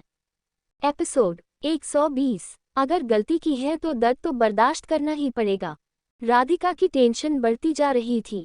राधिका वहां की केयर टेकर से कहती है, हम मोहित को ढूंढने जा रहे हैं, आप बच्चों का ख्याल रखना। राधिका मोहित के लिए एक खत लिखती है और वहां की केयर टेकर को देती हुई कहती है, अगर हमारे वापस लौटने से पहले मोहित वापस आ जाए तो उनसे कहना उसकी जान को खतरा है। केयर टेकर पूछती है, लेकिन आप जा कहाँ रही हैं? और आप इतनी जल्दी में क्यों हैं? इस वक्त कुछ भी बताने का वक्त नहीं है। अगर हम 10 दिन में न लौट सके तो समझ जाएगा कि हम देवांशी के पास हैं। राधिका खत देकर जैसे ही वहां से जाने के लिए दरवाज़ा खोलती है तो सामने का नज़ारा देखकर उसकी आंखें फटी की फटी रह जाती हैं। राधिका के ठीक सामने राघव खड़ा था। उसकी आंखें गुस्से से तमतमा रही थी। गुस्से से कसी हुई मुट्ठी पर हरी नसें साफ नजर आ रही थी। जबड़े की बनावट बता रही थी कि अब राधिका का हाल बेहाल होने वाला है। पल भर के लिए राधिका अपने शरीर को कांपता हुआ महसूस करती है और पल झपकते ही वहां से भागने की कोशिश करती है, लेकिन राघव आगे बढ़कर राधिका का हाथ पकड़कर उसे खींचता हुआ जबरदस्ती गाड़ी में धक्का दे देता है और दरवाज़ा लॉक करके ड्राइविंग सीट पर आकर बैठ जाता है। मिनटों में ही राघव की गाड़ी तेज रफ्तार से दिल्ली की सड़कों के शोर को चीरती हुई आगे बढ़ने लगती है। अब आगे राधिका आगे बढ़कर राघव का हाथ स्टीयरिंग व्हील से हटाने को कोशिश करती है और गाड़ी को रोकने की कोशिश करती है। राघव एक झटके से राधिका के हाथ अपने हाथों से झटक देता है और गुस्से से राधिका की तरफ देखता है, जैसे उसे अपनी आंखों से जान से मारने की धमकी दे रहा हो। 20 मिनट बाद राघव की गाड़ी एक नहर के पास रुकती है, जहां बहुत शांति थी। राघव गाड़ी से उतरकर राधिका का हाथ पकड़कर खींचता हुआ राधिका को गाड़ी से बाहर निकालता है। राधिका को लग रहा था जैसे उसका हाथ उसके कंधे से निकलकर अलग हो जाएगा। राधिका चीखती हुई कहती है, ये क्या बदतमीजी है, छोड़िए हमारे हाथ। दिमाग खराब हो गया है आपका। राघव एक झटके से गाड़ी का दरवाज़ा बंद करता है और राधिका को गाड़ी के दरवाजे से सटाकर गुस्से से कहते हैं, क्यों गई थी आप अनाथ आश्रम? उस मोहित से मिलने गई थी ना? राधिका इधर उधर देखती है तो उसे दूर दूर तक कोई दिखाई नहीं देता। राघव राधिका का जबड़ा पकड़कर अपनी तरफ घुमाता है और जोर से भींचता हुआ कहता है, हम आपसे कुछ पूछ रहे हैं, जवाब दीजिए। राघव ने राधिका का जबड़ा इतनी जोर से भींच रखा था कि राधिका कुछ बोल ही नहीं पा रही थी। राघव गुस्से से कहता है, क्या उस मोहित से मिलने गई थी? दर्द की वजह से राधिका की आंखों से आंसू झलकने लगते हैं, लेकिन राघव को उन आंसुओं से इस वक्त कोई फर्क नहीं पड़ रहा था। राधिका के दोनों हाथ राघव के सीने पर थे, जिससे वो राघव को खुद से दूर करने की कोशिश कर रही थी, लेकिन राघव की ताकत के सामने उसके हाथ ज्यादा कुछ नहीं कर पा रहे थे। राधिका गुस्से में अपने नाखून राघव की चेस्ट में चुभा देती है, लेकिन राघव की मस्कुलर बॉडी राधिका का नाखूनों का एहसास भी नहीं कर पाती है। राधिका राघव के सीने से अपने हाथ हटाकर राघव के हाथों को अपने जबड़े हटाने की कोशिश करता है। राघव राधिका का जबड़ा छोड़ देता है और उसकी गर्दन पर अपनी पकड़ कसता हुआ कहता है, क्या हुआ, दर्द हो रहा आपको? लेकिन अगर गलती की है तो दर्द तो बर्दाश्त करना ही पड़ेगा। राघव इस वक्त किसी शैतान से कम नहीं लग रहा था। राघव की गाली गहरी आंखें इस वक्त सुर्ख लाल हो चुकी थी, लेकिन राधिका भी एक बहादुर लड़की थी, इतनी जल्दी तो वो भी हार नहीं मानने वाली थी। राधिका गुस्से से कहती है, गलती हमने नहीं बल्कि आपने की है, हमसे ज़बरदस्ती शादी करके, और हम आपके गुलाम नहीं हैं जो आपकी मर्जी के काम करें। हम किसी से भी मिल। राधिका की बात पूरी होने से पहले ही राघव की पकड़ और भी ज्यादा कस जाती है। राघव गुस्से से कहता है, आप हमारी बिना मर्जी के कुछ भी नहीं कर सकती हैं, हम आपके गुलाम नहीं हैं। भले ही आप हमारी गुलाम नहीं है, लेकिन अर्धांगिनी जरूर बन चुकी है, यानी कि हमारे ही शरीर का आधा अंग, और हमारे शरीर का एक एक अंग हमारी मर्जी से ही सब कुछ करता है। इसी बात पर चलिए आज हम आपको समझाते हैं कि आपके शरीर के अंग हमारी मर्जी से कैसे काम करके। इससे पहले राधिका राघव की बात का मतलब समझती। राघव अपने होठ राधिका के होठों पर रख देता है और फोर्सफुली उसे किस करने लगता है। राधिका राघव से दूर होने की कोशिश करती है, लेकिन राघव उसके हाथ पकड़कर पीछे की तरफ मोड़ देता है और राधिका के शरीर को अपने और गाड़ी के बीच में सैंडविच की तरह भींच देता है। राधिका की आंखें हैरानी से बड़ी हो गई थी और राघव अपनी आंखें बंद करके राधिका के होठों को सख्त कर रहा था। राधिका ने अपना मुंह बंद कर रखा था, जिसकी वजह से राघव अपनी जीभ उसके मुंह में डाल नहीं कर पा रहा था। राघव एक पल के लिए राधिका से दूर होकर कहता है, आपकी इस जिद को तोड़ना हमें आता है, मुंह खोलिए वरना हमारा दिया हुआ मीठा दर्द आपको कराहने के लिए मजबूर कर देगा।